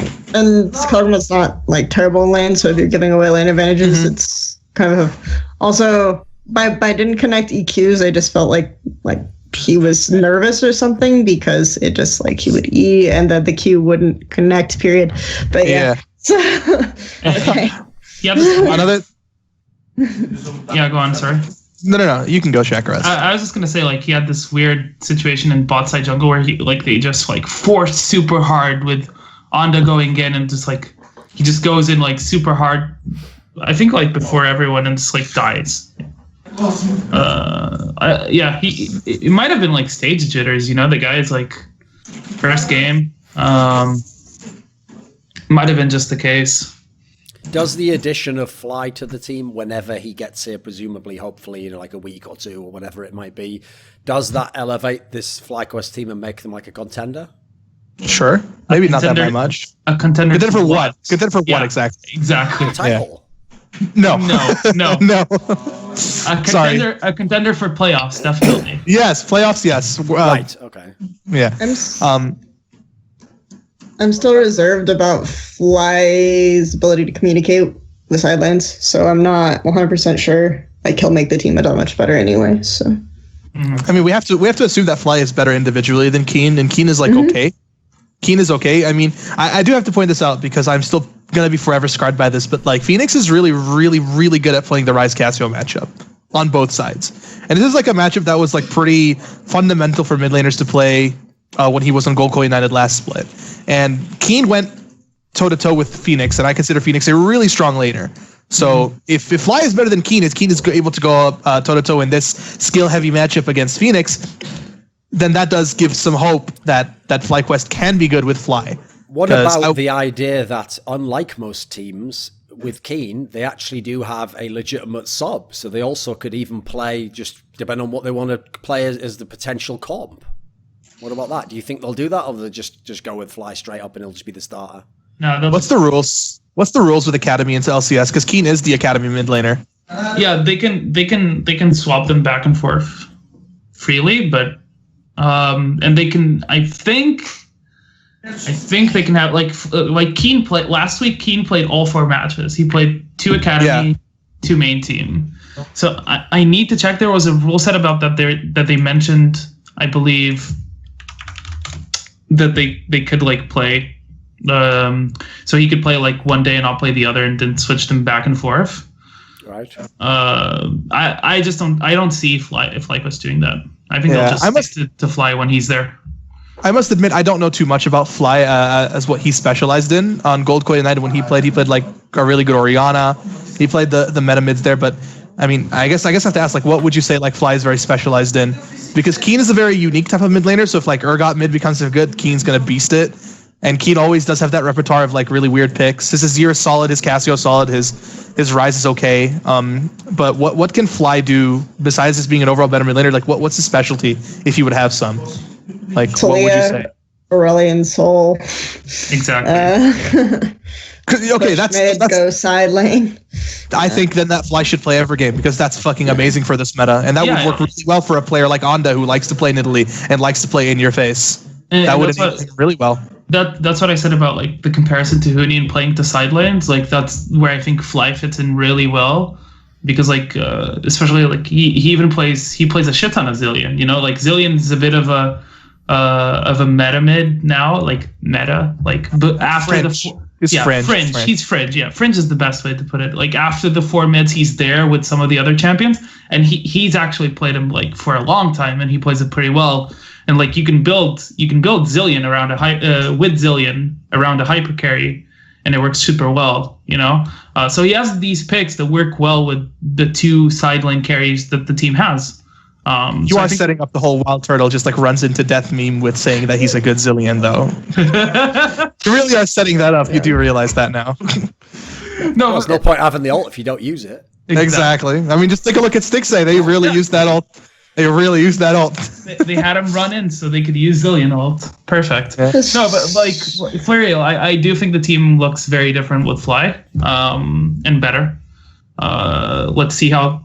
Hopefully, it doesn't take super long for him to get in, so he can actually practice and play with the team again. Yeah, I do think, like, I guess just to reiterate, I think with Fly's playstyle though, it is really comms dependent. So we'll see if it works out as it should on paper. It is worth mentioning this team did go to Korea, one of the teams that went to Korea to boot camp. So they've been practicing for a little longer than the other teams, like Liquid, like some other teams that they've been. It's not about going to Korea that I'm talking about. It's just like starting scrims earlier, right? Because some teams only started like beginning of January. You know, they were already scrimming, so they maybe they're at a point where those comms are like better. And Fly was already in NA, so like maybe his level of English is like decent enough where he can communicate those things well. Okay, so first and foremost, when we talk about Echo Fox, right, I don't remember anyone on our preview episode actually saying they thought Echo Fox would be like a top team. I might be wrong, maybe one person did, but I'm fairly sure no one did. Almost everyone thought they were like mid-tier, and most people, as far as I can tell, actually agreed with my premise, which was like, I can see that the names individually look good or like serviceable, but to me, it obviously doesn't help that they're in the Echo Fox org, but this did look like someone put the team together who wasn't necessarily thinking of like, how would they work together, what sort of a team would it be. They just thought like, well, these are LCS names, and also I'm willing to pay apparently whatever it costs to get Huni. Like that seemed to be the logic behind making the team. So are people sudden converts now to Echo Fox? Are they going to be one of the elite teams? Was this week enough to kind of show you something different about the team? They have good players. There's that. I think Huni is still Huni. And then Phoenix, like this meta, everyone is so ridiculously high on Phoenix right now. Wait a second, Kelsey, though. What does that mean in the context of NA LCS? Does Huni being Huni mean he's the best top laner and one of the best carries and he's going to be an MVP? I think it means that if people haven't figured out how Huni plays by now, then, like, God help you. Like, what his weaknesses are by now, then I don't know what to say about this region and the competition within it, because I don't know. Like, he will push side lane even if you don't have mid priority. He will be super aggressive top. So if you gank again, if you manage to counter gank well, or if you get a good counter matchup to the jungler, you should be able to punish him. And if I don't see the rest of the map holding together very well out of this meta, because Phoenix gets to play champions that he can play. And everyone is super high on Phoenix right now and saying like Phoenix is some god mid, but he's playing these champions that we know he's good at. He's playing Azir. He's playing like these types of Ryze, picks. Cassio. Yeah, exactly. And so as soon as like some of these picks become not meta anymore, I don't have that much faith in Phoenix as an individual player. So I don't necessarily see the rest of the team like standing up. I feel like Huni will get a lot of say in what he's able to play, or I feel like this is going to be maybe they end up being like a top team, and then you get into playoffs and something goes wrong and Huni's playing Riven and inting every game again. So Jesus. We'll see. Yeah, I do think this team is gonna like sample size hasn't given us enough, and I think they like in the long run like their style is like very clear, and I think in the long run they're gonna be figured out and start faltering a bit. I do think they're obviously individually strong. I think everyone stressed that. I was going to counter what you mentioned, Kelsey, about Phoenix. That like I know back in 2015, but like the guy had like super good laning stats at the time, and like both Febiven and Jensen came out and said that they thought like he was one of the better mids in NA in terms of laning. I've never heard players like super hype a player from solo queue or something like this that doesn't end up panning out well like ever in my entire life, like ever, you know. The other thing is, what do you mean by laning stats? Because if you mean CS is difference at 10 or something like this, then I don't know, like that doesn't necessarily say much. I can't remember what also, it was. if you're playing Azir like every game, yeah, of course. When it was the most broken shit ever as well, by the way. Yeah. Not even current Azir. Which is when, still like when it was kind in of that broken classic. again. No, but it was even worse then because Azir was like, 2015 was it's stupid. like that thing where Riot, like, it's like you can tell there's sort of a chalkboard or a whiteboard in the Riot office, and they're like, right, whose turn is it? Right, oh, it's my turn, so my champion gets to be busted, right? So what I get to do, and I'm invoking my employee rights in my contract, I'm allowed to put abilities onto even like, you know, the E and the Q that should probably be like a fucking R, or like, you know, I'm allowed to have all of them, and all, you know, like as opposed to if you were like, well, this is really strong and this is pretty strong, you're gonna have to balance it out with something bad. No, you just get something good as well, and they're like, cool. And then they're like, but remember, after a couple of months, we will nerf the fuck out of it after everyone's bought the skins. And they're like, oh, ha ha ha. It's almost like we're some sort of ridiculous money-making operation just off skins. Can you imagine? Nah, just kidding. Let's do the LCS now. No, and let's put an active in his passive as well. Why not? Always a classic as well. That's another one. Make the passive something that could be an ability, but isn't because it's free. Make a fucking turret, man. And it's the way their own developers come out on Reddit and they literally make comments like, haha, you see what I did to this? It's like they let their developers come out like, haha, look at that, it's going out like that. Like, this isn't publicly. This isn't like this isn't a Discord now, homie, and we aren't Gucci, quite frankly. I think. Oh no. I think Dyrus had the best tweet about balance recently. Yeah. It was like, Come on. it was like he just like balance. I'm sorry. Go on. Balance teams usually do a pretty good job, but I'm also pretty sure there is one guy who gets bored, stuck with the side projects like Nunu, Aatrox, or some random items no one uses. Yes. And he just takes a huge hit, gets super high, and tells his friends, yo, watch this, Mao. It's so good because it's like it describes Nunu perfectly, where they're just like, oh, we're giving Nunu a death cap, by the way, and he can keep 100% uptime on it at all times. So Just cause. He's still a broken he's still like a really weird champion, but now he has like a super steroid. Read the patch notes. Their justification for this was Nunu is just not really good right now. I shit you not. That was in the fucking patch notes. Nunu just isn't good right now. Okay. So fuck it.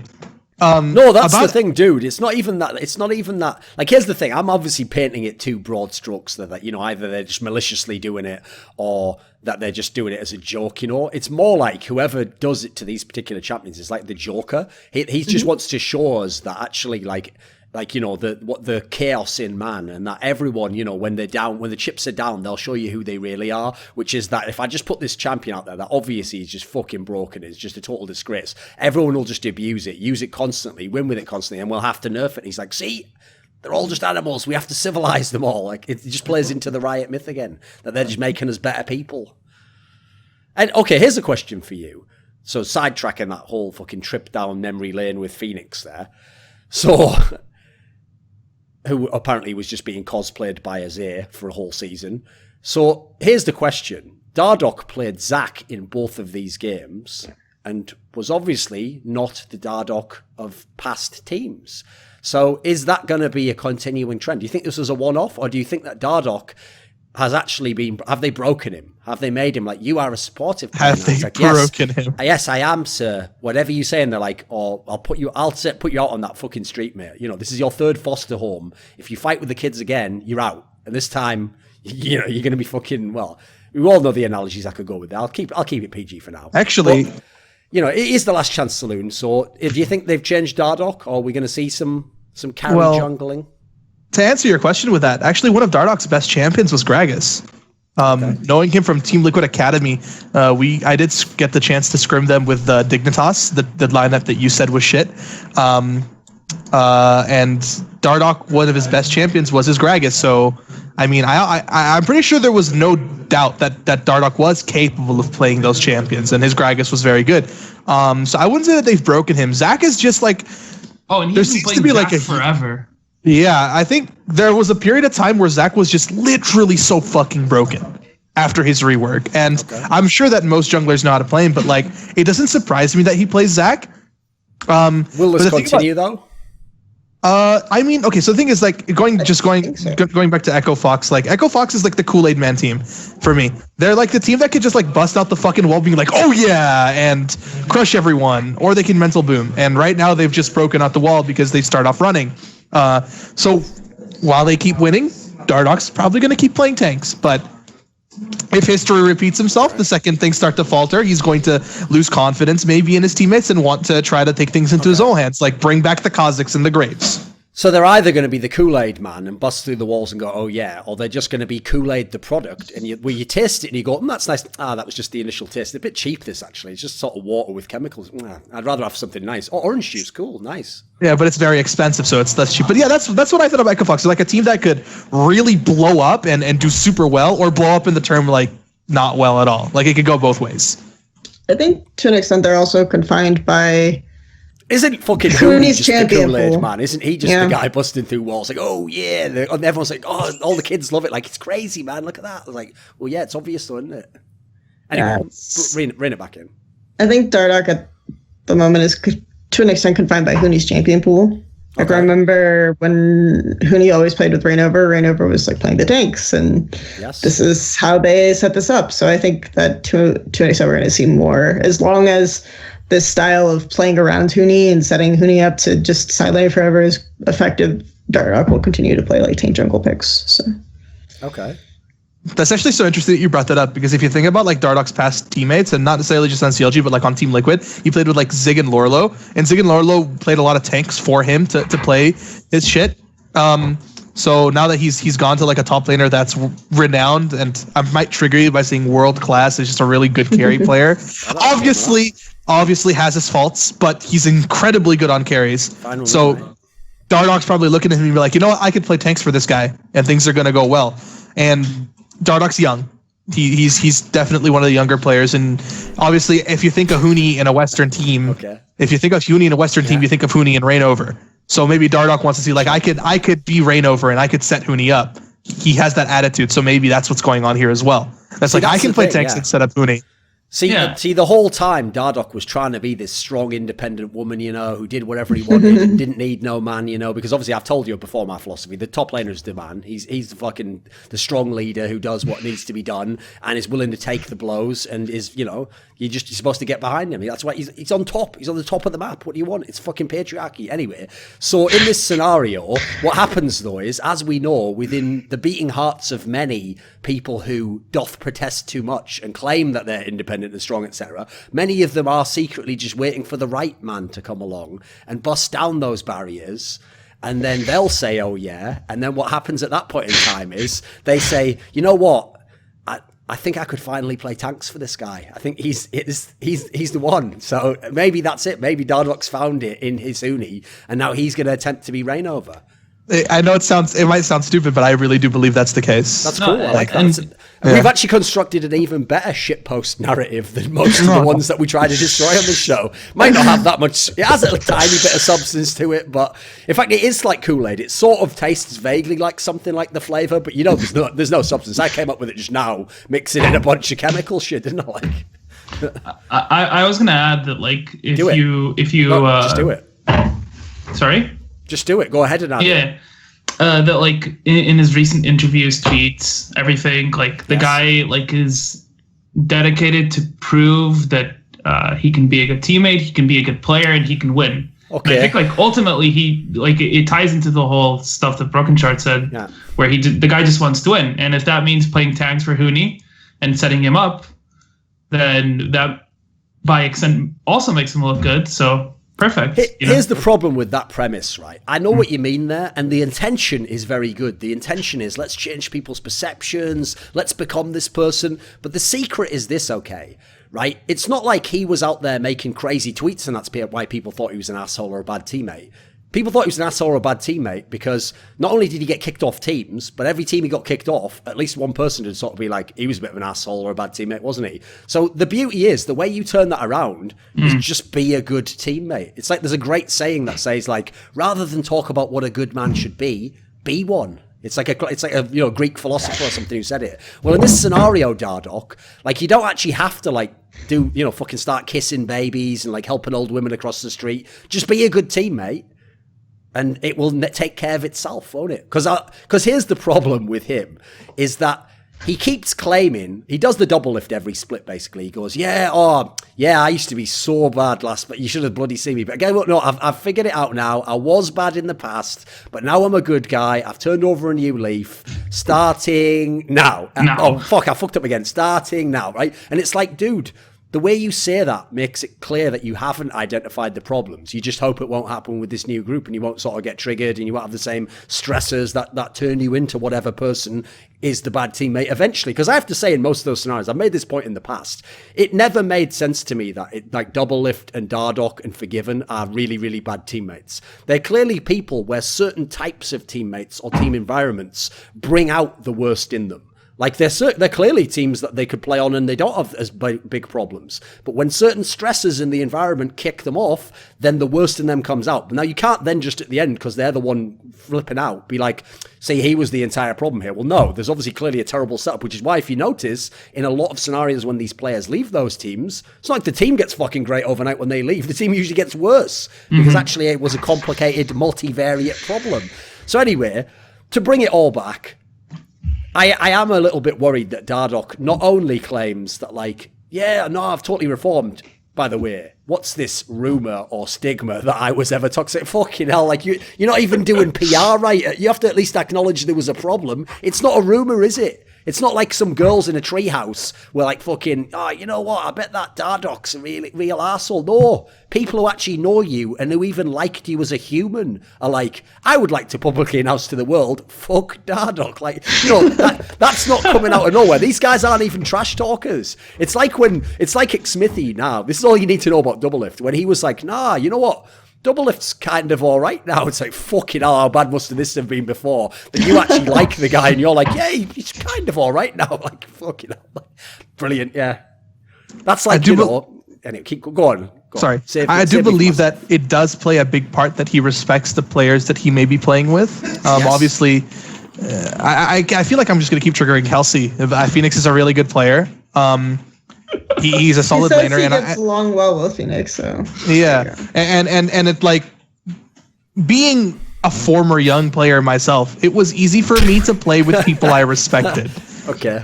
Yeah. Like, let me tell you, every player is a former young player, but but that sounds like that sounds like you were in LPL or something. As a former young player, that could be a fucking team in LPL. Come on. No, I may have worded it wrong, but I played, obviously, as when I was younger, and it was easy for me to play with or sublet my role to players I respected. Okay. Like, if I was playing on a team with, like, complete randoms, I'm like, give me fucking Lee Sin. None of these guys are going to carry. But when I played with well-known players, like, at a point I was playing with Forgiven, I'm like, just fucking give me Nasus every game, dude. I'll peel for this guy. And I believe that it's easier for Dardoch because he can look as like, I can take a step back and support these players because they can actually carry. Whereas on Team Liquid or on past teams, he's like, man, these guys are fucking shit. They can't carry for shit. I have to do it. And then like the pressure, plus obviously combination of things led to him being an asshole. Yeah, sure. So, okay, anyway, to read about... Oh, sorry, Kelsey, do you have something to say? I was just going to transition and say that overall, I will say about this Equifox roster, I think that within their system, they actually execute well. I just am worried that their system is brittle, I suppose. As in, when it breaks, it will just shatter. Yeah. I think that's the common okay. conclusion about Equifox. So it's just Immortals again, then?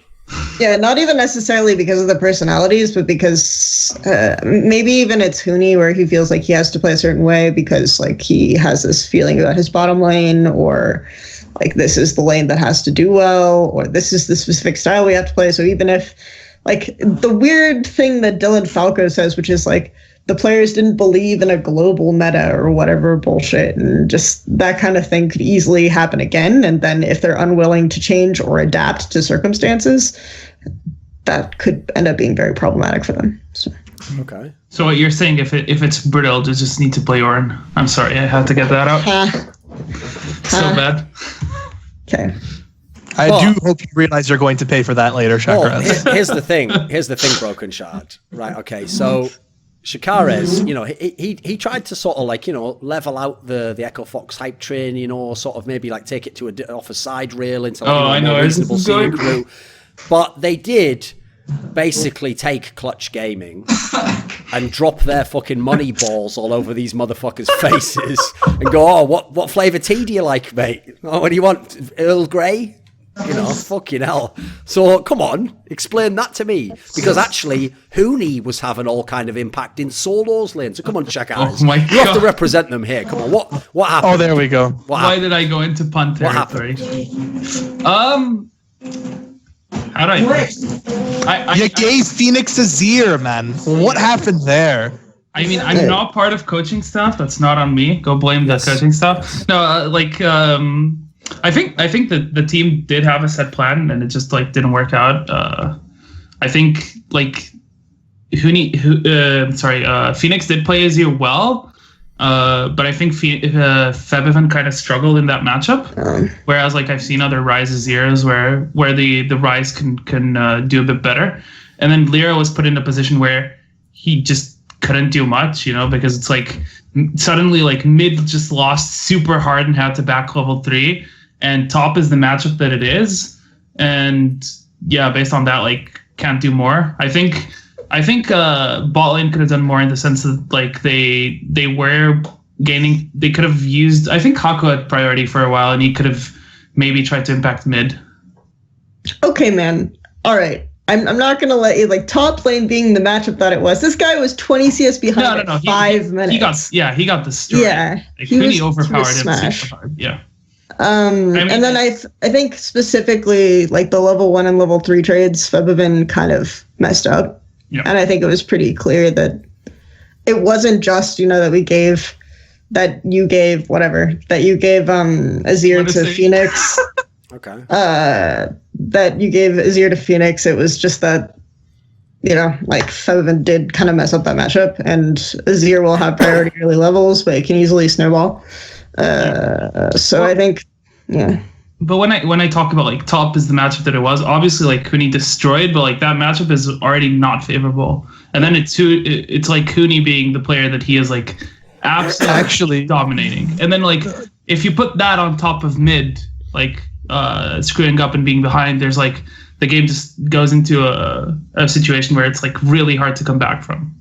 It was pretty obvious, like, what your game plan was, looking at the picks. It was like, let's team fight with Ornn, Braum, Sejuani. Great. Ornn into Gnar is like, yeah, Gnar favored, but not that much Gnar favored. Yeah. And Ornn can do well and actually even pressure Gnar early in that matchup. So obviously there was an individual outclass there. Yeah, now, sure. Ryze into Azir. I have seen Azirs win that matchup. I have seen Ryzes win that matchup. But it's all about how you understand. And this nifty little tool called Minion Dematerializer that like lets you just get priority for free. I don't remember if Febiven used it in that matchup. I think he didn't. I think it was... His mistake was before like that even became relevant though. So level 1 he took like a really fucking bad trade. Sure, you don't trade with this. You're level 1 with Ryze. It's like level 4 you can actually start doing shit. Yeah, when you get your shield. Or if you just walk forward, instead of taking the soldier harass for free. So exactly. So it's like if that Ryze does fall behind, the enemy bot lane is stronger early. The enemy top laner is strong early. You have a Sejuani, and now your mid lane has completely collapsed. Now this Zac gets to do whatever the fuck he wants, and then you're fucked. Yeah, bot did well though. Bot has a lot of options, like level 3 especially in this matchup, and then it's like the Ryze Azir matchup starts to turn at a specific spike around like first back and stuff. So or not first back, but a little bit after. It's like Abyssal Mask. I'm pretty sure is when it like really turns hard for Rise. But it's a little bit before that, I think. But it's like the situation was, so this comp actually had points where lanes were doing really well, but I think they were kind of relying on a different jungle pickup because they ended up having Kha'Zix and Evelynn banned against them, and then so Clutch ended up with Sejuani, and Sejuani has to kind of like farm a bit early and isn't necessarily going to have the greatest impact. So like if you're going to play this kind of comp where the lanes aren't like immediately smashing level 1, like obviously I think the Ornn matchup is actually should have been favored and should have gone better like early, but it's hard for Sejuani to do stuff. So yeah, I just took a look at the draft again. The Jarvan was open, and Jarvan definitely could have been played as well. So yeah, maybe you actually had a good point there, Kelsey. I almost called you Chelsea. Jarvan into his ear is kind of annoying. It does make the 2v2 stronger though. I mean, and then like Jarvan into, I guess like Jarvan into Ezreal as well. It's a bit harder, and then like the Zac Tarek thing. Zac Tarek just makes it super hard. Like it's like super. Zac Tarek is like legit, like really good combo to engage because it's really easy to set up. You just put Bastion on Zac and he just like dazzle. And on the other hand, like just playing back, if like the team doesn't have enough burst and the Tarek comes in, you can start turning the fight as well. So yeah, I actually really like the combo, and some teams have been using it pretty well. So the other team Clutch Gaming played was Golden Guardian. So as I've referenced before, I mean, so far living up to the billing of everyone except the fucking Golden State Warriors dudes, obviously. What do you actually make overall? Like brokenshard, even though Shakarez is your boy and you've tried to be very cordial on this episode, very jovial, you haven't ventured too far in any kind of controversial areas. Where are the memes? What do you actually think of Clutch Gaming at the moment, brokenshard? For real talk. At the moment? You're not gonna like my answer. How do you know? Because you're trying to. I guess you wanted me to get a little controversial I'm not trying to do shit, mate. Don't ever think you know my mind, mate. My mind's a fucking scary place. It's like for you, it'd be like the fucking end of the Dragon, like a hall of mirrors that could just destroy you. And I'm that motherfucker with the claw. Anyway, right? Come on. Come on. You actually think they're good? I liked the idea behind what they did. I thought that they got some pretty good parts of Envy, like Lyra and the bot lane. Yeah. The bot lane showed a lot of promise, and then they got Thebevin. Like I always had a high regard for Thebevin as a mid lane. At the moment, I mean, the dudes are, like every time I see Shakarez's Twitter, I'm being told how the Frostfang junglers are broken as fuck. Then I look at these games, I'm like, cool. I can't wait to see him pop off. Yeah, that's the thing. Like they got Lyra. Yeah, they got Lyra, and Lyra is good at doing what Lyra does, but then he's not going to do that on Sejuani. Definitely not. And the thing is that solo in the Challenger series, when we played against him, he was a pretty good tank player, but like he had his limitations. But I mean, I am 100% against Seraph as a player. I think that solo is and can be a lot better than Seraph is. And the team just took like the best parts of Envy and then took out the worst parts of them. So they are, I guess, in a sense, limited by what Envy could have been had Ninja and Seraph not been shit. However, they do need to Imperium for a second. Yeah. Sorry, I'm talking about Ninja. I forgot about that split with Pyrian and Niski. Niski's really good. Let's not talk about Niski right now. Yeah, Niski's good. I'm talking about more like. He's not good. Go ahead, continue. Kelsey, you have to understand, right? I'm going to have to educate Kelsey here, right? When a show like this happens, it starts to go down this path. What you do is you reset the filters. And what you do now is, obviously everyone's good for brokenshard. So what we do is, if they're just good, that means, what he's done is he's like modern day corrupt and ethical video game journalists, where even an average game is a 7 or an 8 out of 10, So what you do is you reset it, and that now becomes the new 4 or 5. So when he says they're good, he means they're okay. And when he says this guy's fucking, he's really world class. See, he's given himself away by setting up his own value, his own Bitcoin type scenario. Where even though everything is overvalued, there's still a clear hierarchy there. So just watch out. Like, don't worry, we'll catch him later. Okay, this motherfucker's putting feet into like petards all day long. So we'll get him. Don't worry, okay? But all right. For now, let him do his madness. Let him keep going with the PR, and we'll get him later, okay? Fuck it. Like, if you want me to start, I can say players are shit. Like, Ninja was shit. Niski was okay. Okay, I went and said okay. Fevivin is a lot better than Niski, and Solo and Seraph was fucking garbage. Seraph was really shit, and Solo, he's not a great, amazing player right now, but I do believe that he could be.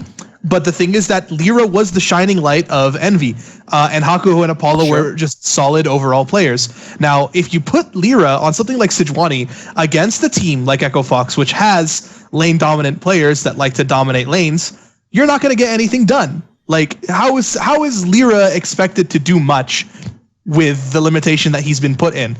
You fucking give Solo Ornn against Gnar, which me and Kelsey have both agreed that this matchup is not as Gnar favored early. So explain this to me then, brokenshard. That's what I don't get, is that, I mean, when Kelsey said all that stuff earlier, she made it sound like, you know, there's an easy, like, okay, this actually happens, by the way, even in the NBA. There are actually the most famous example ever is when LeBron James was the best player in the NBA, he literally had some, like breakdown where it was like, if you let him drive to the left, he goes to the basket and scores easily. If he goes to the right, he will always take a jump shot. And people used to defend him that way. But the whole point is, you still couldn't always stop him going to the left. He still would do it loads, you know. And so even if you know what to do, doesn't mean you could stop him. So in the world where everyone knows Hooney's limitations, if I have Lyra, then I'm going to definitely have him on some Frostfang shit, as I referred to before, and we're going to set up and we're going to fucking bang Hooney all day long. Instead, this is the game where they choose, as you're saying, to go with Sejuani, and instead, they're the opposite of Dylan Falco. They think they're only as a global meta, and so since Sejuani is a good jungler, I have a good jungle player.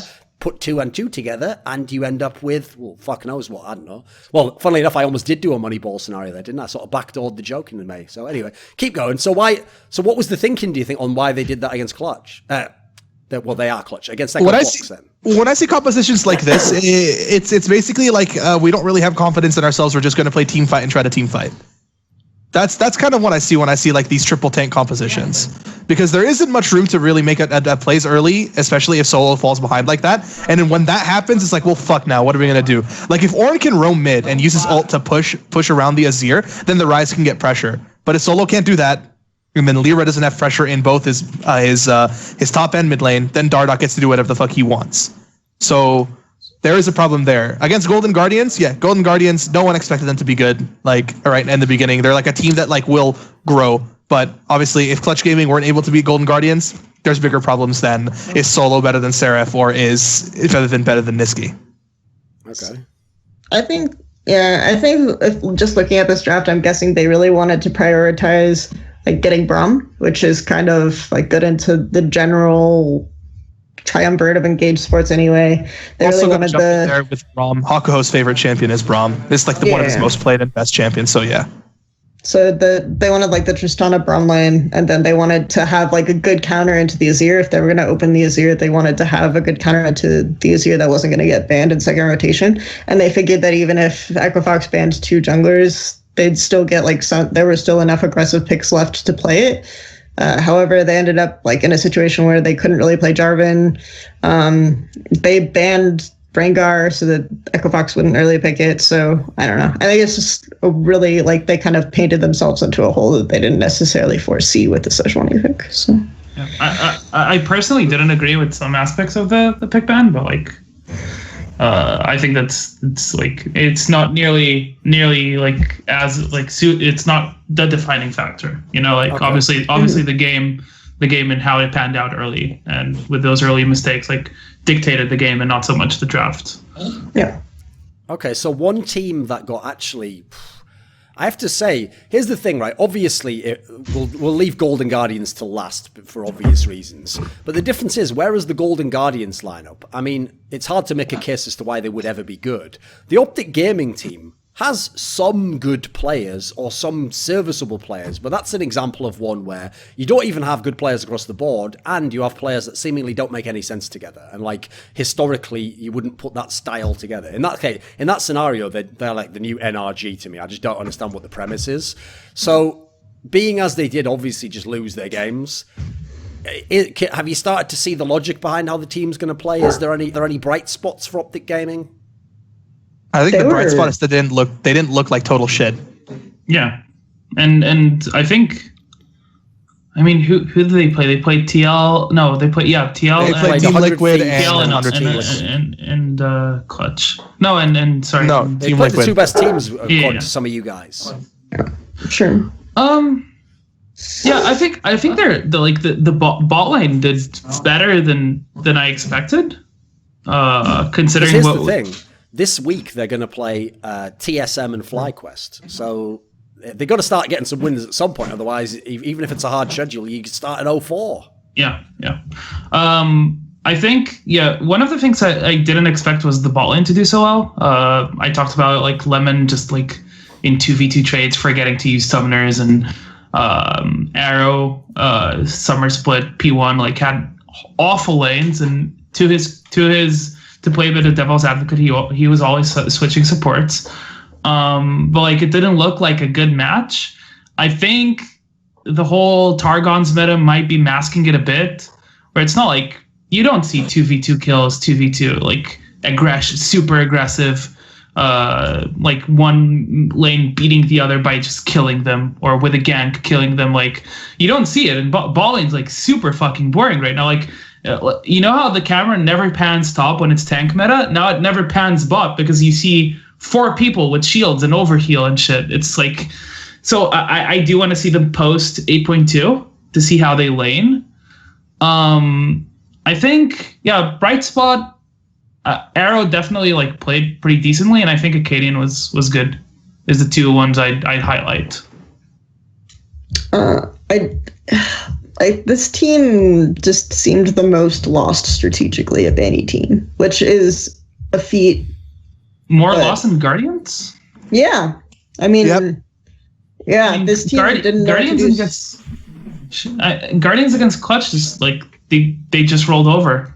That isn't like a strategic element. I think that's more the fact that their lanes just kind of like got destroyed in bad matchups that weren't even like supposed to be, that they weren't even supposed to get destroyed in, and then they kind of like just died.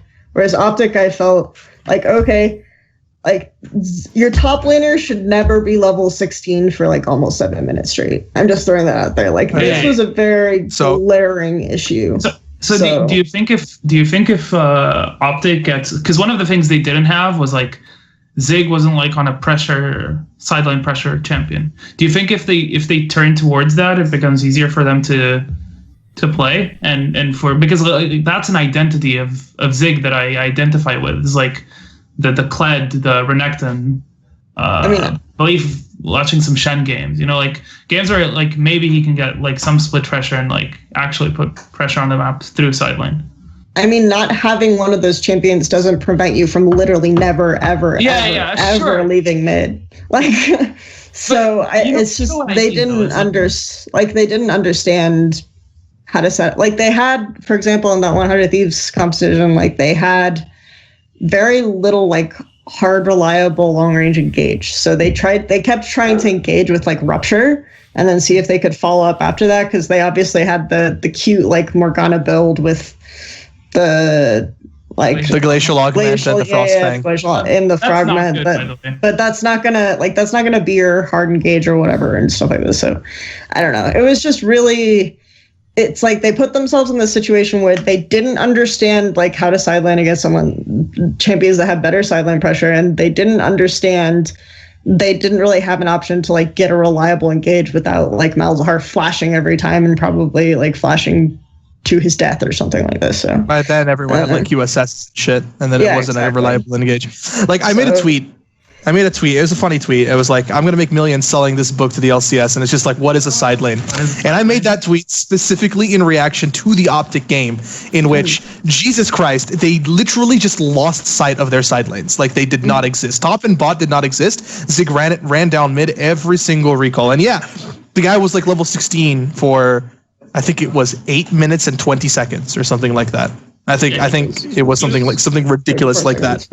Yeah, he wasn't getting resources. So and there were literally side waves that he could have gone to. He had TP up, and Cho'Gath in the late games, pretty safe on the side lane. Like, who's really going to kill him? He'll get out of there. He's got Rengar as well to cover him as well. But it's like, he just ran it down mid, and it's like, Optic did not give themselves the tools to engage with their composition if they didn't snowball, obviously. And then they just completely lost track of side lane pressure with, it was a Spellbook Malzahar, right? So theoretically, they have double TP and a fucking Rengar.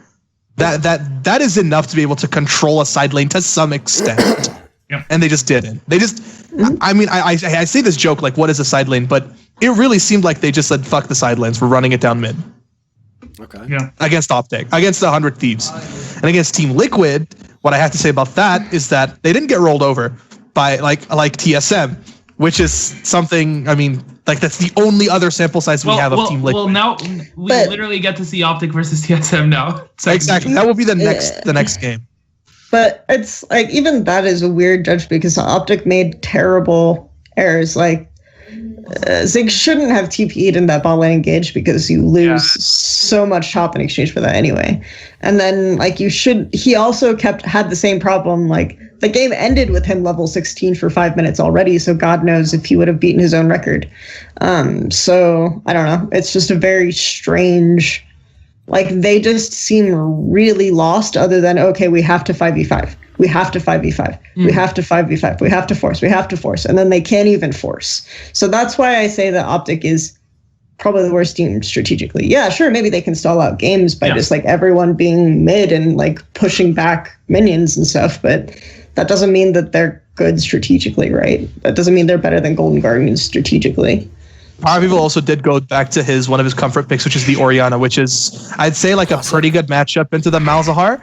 It is good into Malzahar. I mean, Malzahar's fucking broken right now, but Orianna does kind of beat it in lane. And that kind of does tie into the fact that, like, you've got Orianna Jarvan. That's a pretty strong 2v2 and, like, a lot of pressure there. So they could have done something through that mid lane. And Power of Evil in Misfits, he played quite well with Maxlore in terms of a 2v2. But they weren't able to do much more from there. Like, Orianna shits on Malzahar, and, you know, Pobelter's a good mid laner, but there's only so much you can do when the champion matchup is literally designed to fuck you. And the jungle matchup is literally designed to beat you down. So I would say they had the opportunity to make something happen, like Jarvan Orianna getting the push, and then maybe diving the Gnar with the Ornn, or, I don't know, diving bot. You've got a Taric, actually, yeah, you could actually dive bot. If Kalista Thresh wasn't doing so hot as well. But they just didn't do anything with it. Or they tried to.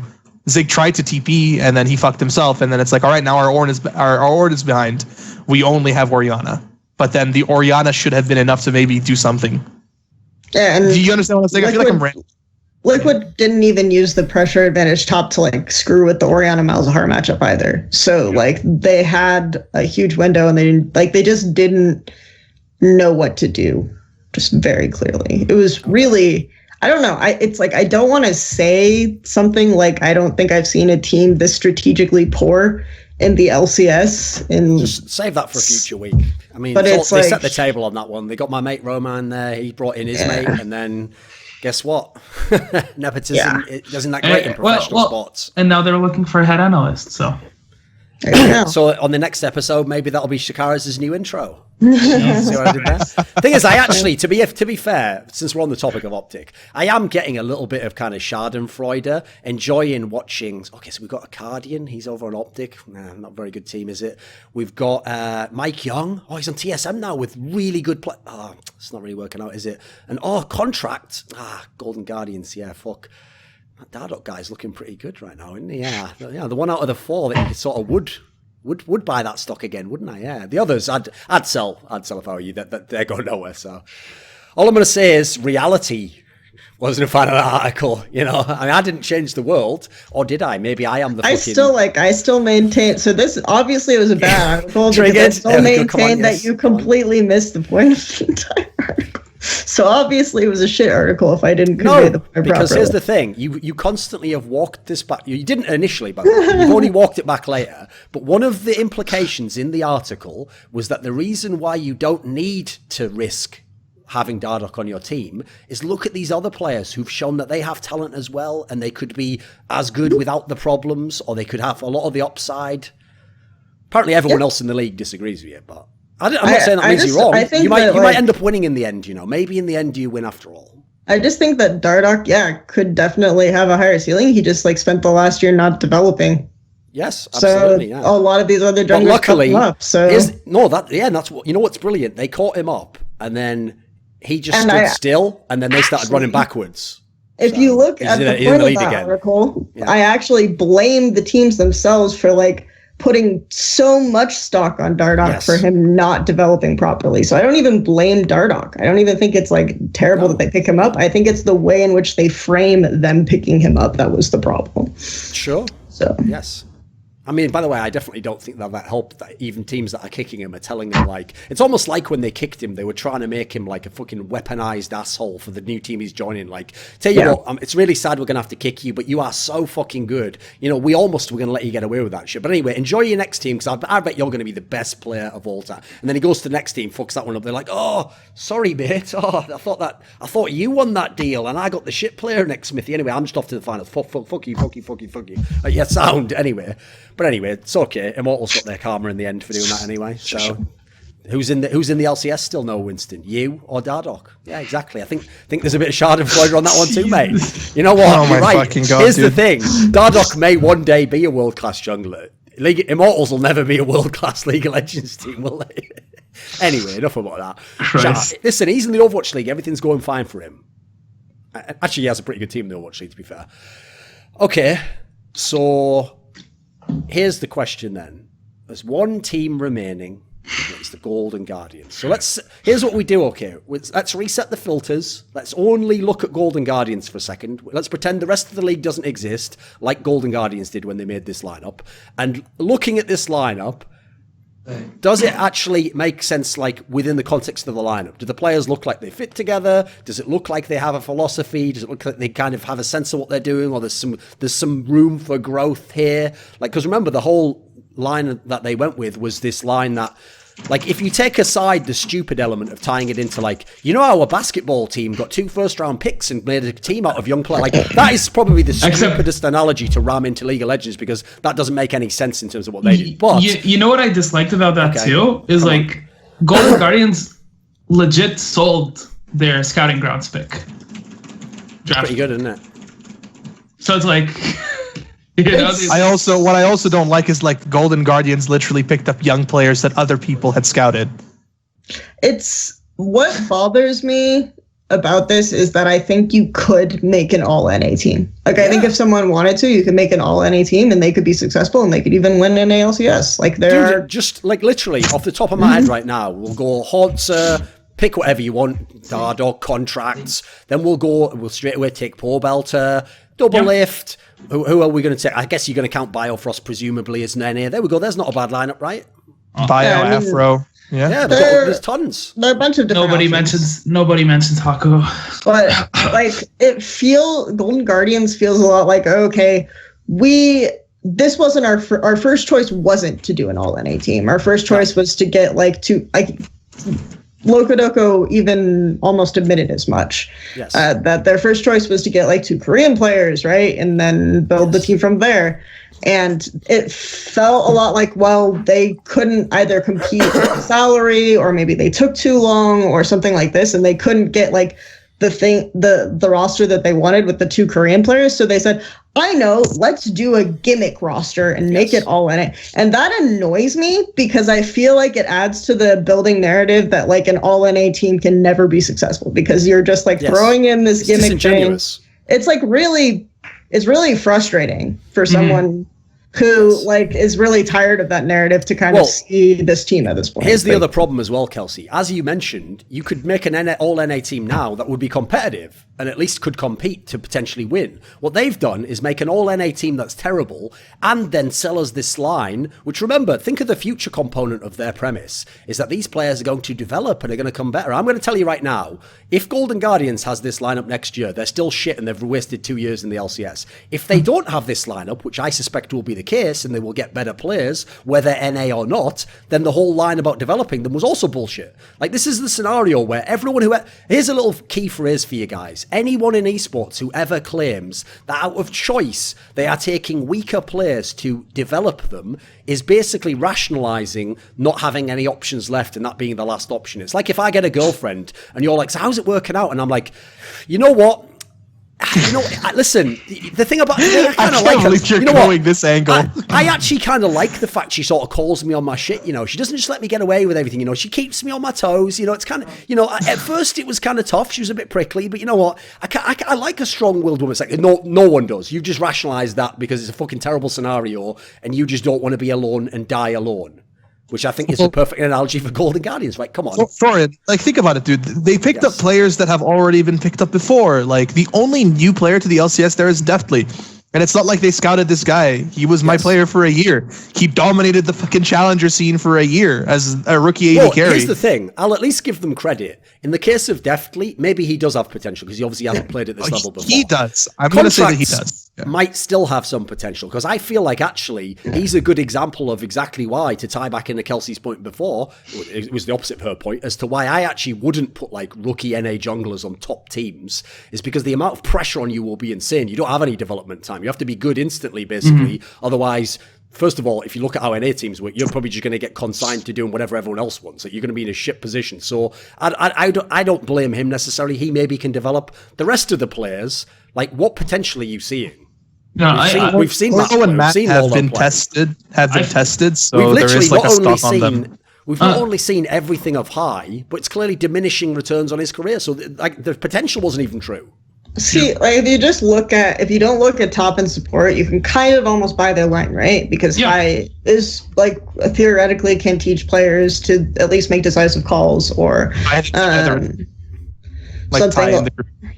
Yeah, something along those lines. But then you get out to the side, like you get out to the top and the support, and then it feels like Locodoco took like the guys who bothered to listen to him from Team Liquid and added them to the team. Like, I don't know. That's also a favorite move of mine from coaches, by the way, which is like, it's basically the same. I mean, I'm not saying it to say like the players like just flat out wouldn't listen or buy his shit. I'm just saying that like these were the ones that like went along with him, and coaches like working with the same players, like whatever. I was gonna say two things. One, I think this team can contest for a top spot in the Academy League. Maybe. No, that's too harsh. But I do think they haven't had a chance to prove that yet. Yeah. They'll get it though. They won't. There's no relegation. My mistake. Yeah, and I do think this team could build long term around contracts and Deftly. That's where I'd go. You're muted, brokenshard. Oh yeah, sorry. Wow. Yeah, I mean, definitely is one of the players that was from United that definitely had a very high ceiling, and he could take the time from here to develop. But I see where they're going with contracts. The contracts, he himself said, like, yeah, I didn't do the best on C9. Maybe Golden Guardians will help me develop in the areas that I need help in. So you know what? Benefit of the doubt. Maybe he's right. And then high, yeah, it fits, but then Lorlo and Matt don't really fit into that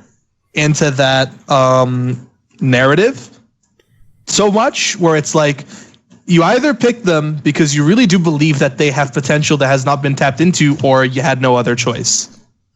That's the problem. Like, come on, if there was a list, let's imagine, right, every team, I know this isn't true, but let's imagine every team, when LCS franchising was coming along, did what you often do when it's a wide open market. You make a list of your positions 1 to 10. Yep. Right, come on, Lolo was 9 or 10 on everyone's list. In fact, on some people's lists, I bet he wasn't on the list, and they had other players from other regions or Challenger who they were putting above him. So in this scenario, either they had no choice and they just took him, or Locodoco is so mad with hubris, he imagines he sees some secret potential he is going to unlock that no one else could, which, by the way, is the ultimate trap for any coach, because guess what? My old mate Monte Cristo did that for a while. Didn't fucking work out with your boy Seraph, did it? Jesus. It's like... Sorry, go ahead, Kelsey. I mean, I'll give them the kind of benefit of the doubt. Whereas if you look at any players who are on like last year's Team Liquid roster, and you don't necessarily want to judge them for that, right? That was a disaster. What do you mean? I would just go ahead and say it'll be the year of Lolo. Yeah, sounds like people do want to judge him for that. Oh no. Yeah, so I just don't, like, in general, I don't want to necessarily say like they can never do anything, because I felt like that team or all the players were kind of in stasis, including players that we've seen actually play really well, right? They were in let me give you a stasis thought time, experiment, so. Kelsey. Yeah. What player would have to change, or what would have to change about this composition of players, assuming they're not going to swap anyone out? What would have to change for them to do something? You mean strategically, or just theorycraft? What would need to change for them to be legitimate? Because at the moment they're a free win for everyone. I mean, I guess you just put you have to put a lot of pressure on Deathly, because I don't necessarily think you're going to get a lot of control. You're not going to get sustainable control out of like Lorlo and Hyde. So you go with Deathly and contracts, and you see if you can build them up, like almost the theory where people had where you get a couple of Korean carries and then have like everyone else play the supportive roles, except in this case it's you get like some rookie talent and you have the veterans play the supportive roles. The thing is that Deathly is not that kind of player. He is decent at what at that role, but he fills a much better role. We were very successful with Deathly when we played Varus Ashe. He's very, very good on Kalista, and his Tristana is very good. But like, if you're putting all your eggs into his basket, I don't think that definitely at this point is not ready to have that type of. He's not going to be consistent at that role. Let's put it this way: no one on this team is going to be consistent at that role. So at least like go with people who can like develop into something like Context or Deathly. So yeah, I guess that's true. Yes, yes. What about Jin? What about Jin? The whole definitely can't play Jin. You see, Shakarez is so fucking good at his job that he straight up said that this 80 carry can't play Jin when this guy legitimately was one of the best Jins in the Challenger series. But yeah, you're really good at what you do, Shakarez. Yeah. No, the whole story was that the guy, like I said, like this guy must not play Jin because like they never draft for it when it was a good pick, and then like I learned the reason.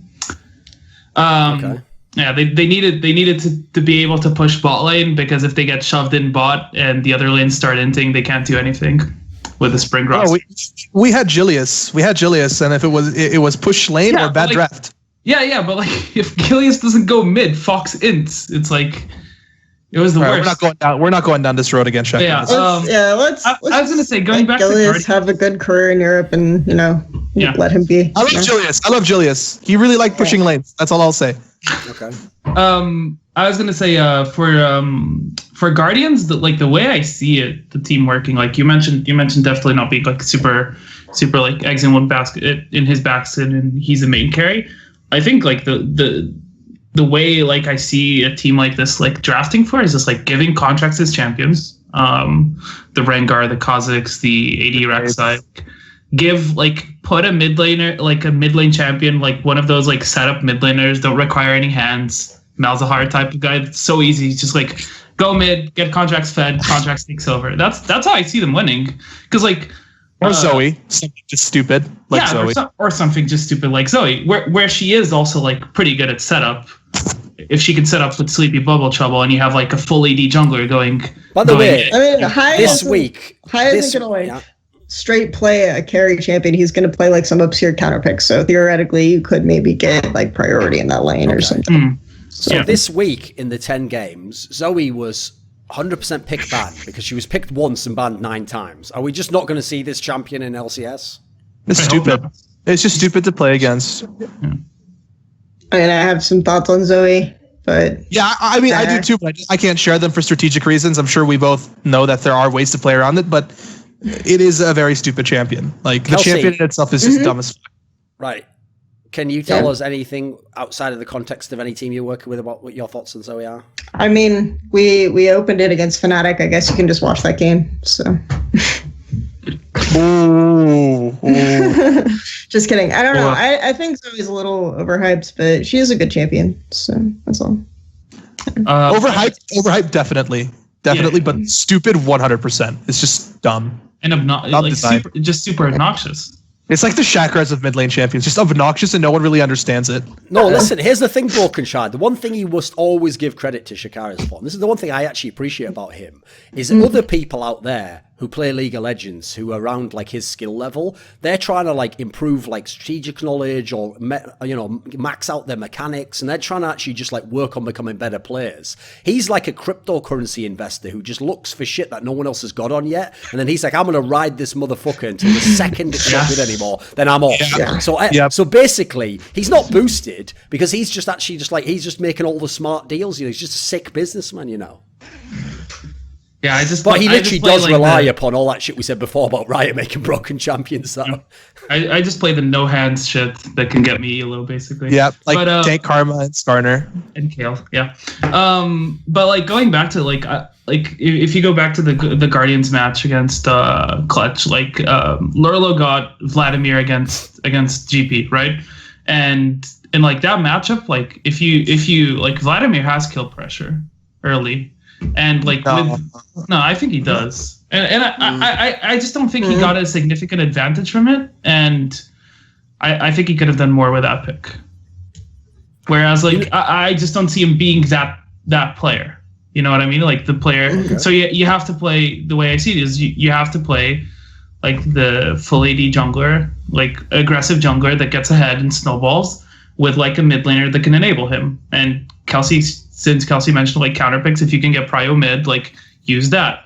I mean, like I remember High had like this time like 1-2 weeks on FlyQuest where he just played Talon, and it worked out pretty well for them for a while. So it might be just the case where they find out a pick that works for them mid with a good jungler and snowball from there. Like Talia Graves would be a really fucking strong combo that they could play. I know High plays it. I know Contracts plays Graves, so they just need those auto push champions to work, like Talia, like Talon. Yeah, how some teams, like the role of the team is like, obviously if you're like Team Liquid or in theory TSM, like your role as Cloud9, your role is potential contender, potential champion for the title. Then you have the teams who are like, oh, this team's like, could make the playoffs. Then there's the teams that are like, okay, this is an upset team. If they get like envious in the past, if everything goes right, they could get a crazy upset. Yeah. The role that Golden Guardians plays is... You remember that meme, Kelsey, when WE was killing all those teams in Season 5 and they were killing off all the Chinese teams and there was that meme of the Reaper going from door to door? Well, it's like that, but their actual role name is they are called Suicide Watch because anyone who loses to them is now on Suicide Watch for the next week. That's the role that Golden Guardians can fulfill in the LCS. So here's the thing. They are... they're like Nunu. They can't actually be good themselves. They can just fuck up your game. That's it. Now the question is, can they do that though? Like which? Okay, let's theory craft this. This is a good way to do it. So far they've only played Clutch and C9, right? Of the 8 remaining teams or whatever, well, there must be 7 remaining teams. Which ones do you think Golden Guardians actually have a crack to beat? Like whatever, stylistically, just one that's vulnerable to them. Who could they actually beat? Do you think? I mean, teams that they can play around team fights on, like they can stall play around team fights on. So like Optic, CLG maybe. Optic, yeah, Optic and CLG. I see Optic because I think that Power of Evil is good, but if High plays those champions that kind of like avoid the matchup and play like the pushing, then that'll enable Contracts to kind of go toe to toe with Acadian, and Contracts has almost always had Acadian's number. Then Optic's bot lane is not strong enough as a lane to punish Deathly and Matt. And then Zig and Lorlo are pretty much very similar players. So it's like they won't get shit on in laning phase. And then whoever makes better decisions later in the game wins. And then there's the meme of like High shot calling and Optic not having really good strategy. Then you have to think that it would just actually be slight Golden Guardians favored there in that situation. And I think Zig is a better player than Lorlo. Like he kind of has gotten a bad hand, and I don't know if he's necessarily the smartest player about matchups or anything like this, but I think he is generally more skilled than Lorlo. So by the way, again, I'll give everyone out there another little tip for how to translate things that people say. If someone says about a player, the first quality they mention is either A, he has a really good attitude, or B, he's a really good teammate. That means he's a shit player. That's just factual. Because here's the thing: you might say, but guess what? There's really good players that are good teammates. You say that like as the fourth quality. You don't come out of the gate with that, do you? I guess that's true. That's like if someone said it. that's like if someone said about brokenshard, like, yeah, exactly. He's a really great guy. He can provide for me. He'll be there for me. It's like, no, you want to say, he has that Mario charm. He looks like a hardworking guy. The grizzled beard. He's portly, but in kind of a cute way. That's the way I would talk brokenshard up if he was my girlfriend. I feel very uncomfortable about you hitting on me right now. In modern America, we can all be any gender, mate, so don't assume things, okay? I have been losing weight, so the portly thing is going away, hopefully soon. Not bad. But yeah, you stay away from that Brazilian barbecue, mate. It'll be the death of you. Oh, Brazilian barbecue is too fucking good, man. It's good, isn't Jesus. it? It's pretty good, actually. It's funnily enough, that's the only thing they can handle in their country being roasted. Holy shit. I do this for a living, motherfucker. Oh. I end careers. I appreciate those homies wanted to kill someone in real life. I'd just kill you with tweets, bro. This episode is going places. It's good, isn't it? I'm getting hits that aren't even for people who know League of Legends. That's how sick. I know what I'm doing, motherfucker. Anyway, come on, then, bring it back. I was gonna say, we mentioned Optic, but yes. Kelsey also mentioned CLG, and I was thinking about CLG as well. And they actually play them this week 2. Put it this way, if CLG struggle this week, they're playing Clutch, okay, could still turn out to be good, and they're playing Guardians. Doesn't this week basically tell us if CLG is fucked? Yeah, I would say so. This at this point, it would be like there's a good indicator to make like an educated guess. If they don't go 2-0, it starts looking kind of bad for them. If they go 0-2, it's looking fucking terrible for them. Because the one aspect about Prolly that I never did, not Prolly, Zix that I never bought as an angle, is essentially that people do paint. I mean, I think it was Parth who said this on our episode where they're like, what do they think coaches do? Because it's like, they do paint them as these ridiculous, like they make out like you join the team and the guy trains you in League of Legends. No, what he does is he takes what you can do in League of Legends, tries to fit it into the context of what he wants the team to do and what your teammates currently do. Like, at best, maybe he could give you a few pointers. Like, maybe he could, I would say probably the ideal thing most really good coaches could do would tell you stuff like what to take away, like don't do so much of this or something, or you don't know that you're really strong at this, but I've observed that you're good. Maybe they could give you small pointers. But if CLG ends up actually just being a badly constructed roster, there's nothing Zix can do to fix that. Like, he can't just totally change them all as players, Like, that notion that you level players up, which obviously is the whole reason why idiots get given the fucking Coach of the Year award when they join bad teams, is like, what a non-existent narrative that is. That just doesn't even exist anywhere in the world, mate. If that was really true, then Coma would just go and win everything with the SK Telecom, wouldn't he? Because it wouldn't matter that they've got a bunch of players that look reamed out as fuck. Yeah, I mean, I don't know much about Zix's coaching style. But from my interactions with him, he's a guy that knows strategy pretty well. He's not shit. I mean, that's I think he's not shit, and he's pretty good. Yeah, good. If there's a coach that I would trust, Zix would be one of them. But I mean, you are right. If his roster doesn't fit together, how much of that can really be the coach's fault if they just don't work? Maybe a little bit, but not all of it. That's why I asked about the Rainover scenario before, because I also don't get that recruitment. Here's the weird thing. The reason why I could have gotten TSM, Cloud9 recruiting Rainover is then, in theory, he could have done so much with those players. The CLG one is almost like they were just well, we think Rainover is really good. Let's just get him on our team. Let's fucking go. But why do you want him on your team? I don't get that part of it, Like that's an example, by the way, when I was talking before about... That's an example of actually a bad business move. Because in sports, for example, you don't just say, I want this player, so no matter what, I'm going to pay any amount of money for him. You go, okay, I want this player. What's he worth? Will he take that? Okay, then I'll do the deal. If he isn't, then if he's even a cent higher, it's actually a bad deal now. It doesn't matter that I want him, So in this scenario, I just don't know what CLG thought they were going to get out of this lineup, It's hard to theory craft even. They did actually say that they've been wanting to work with Rainover for a long time. I don't remember where I saw it, but I did see it. Yeah, Zix, I think it was Zix who said it. He's been wanting Rainover for years or something. Yeah, I don't know. I think you can kind of fault them for some, just again, the over obsession with team. I don't know. It was just this weekend's games were just so much, we're 5v5ing mid all the time. And I don't CLG was one of the, like, we shit on Optic for a really long time, but I picked CLG because I felt like they were the second worst defender, and it makes me feel a little bit weird about their coaching staff too. I don't know, because you've had the same players on this same core of players on this team for a while, so we'll see. I don't know. Okay. And if they don't know how to play like basic strategic game and they're just trying to 5v5 mid all the time, then it's kind of worrying.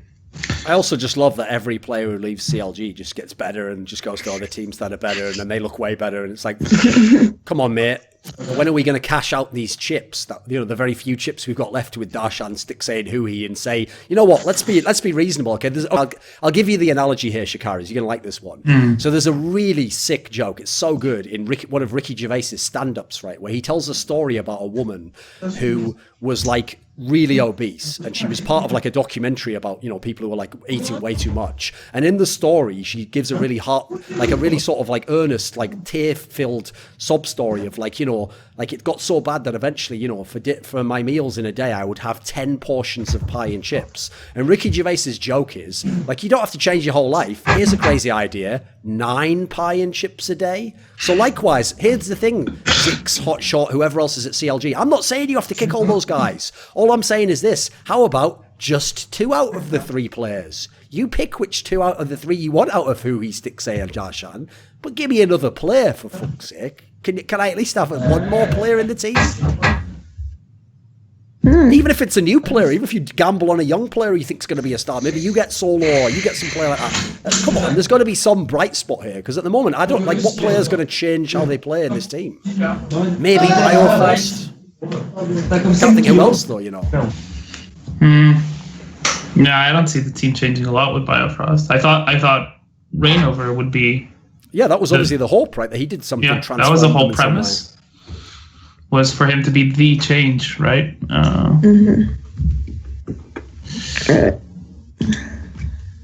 Yeah, I don't know what else to say about CLG. I think just end on a massive down note, then, shall we? Yeah. I mean, I think we said a lot about it. Like, if there's going to be a player that is going to stand out, it has to be Stixay. Okay. And if he doesn't, well then, fuck. That just blows.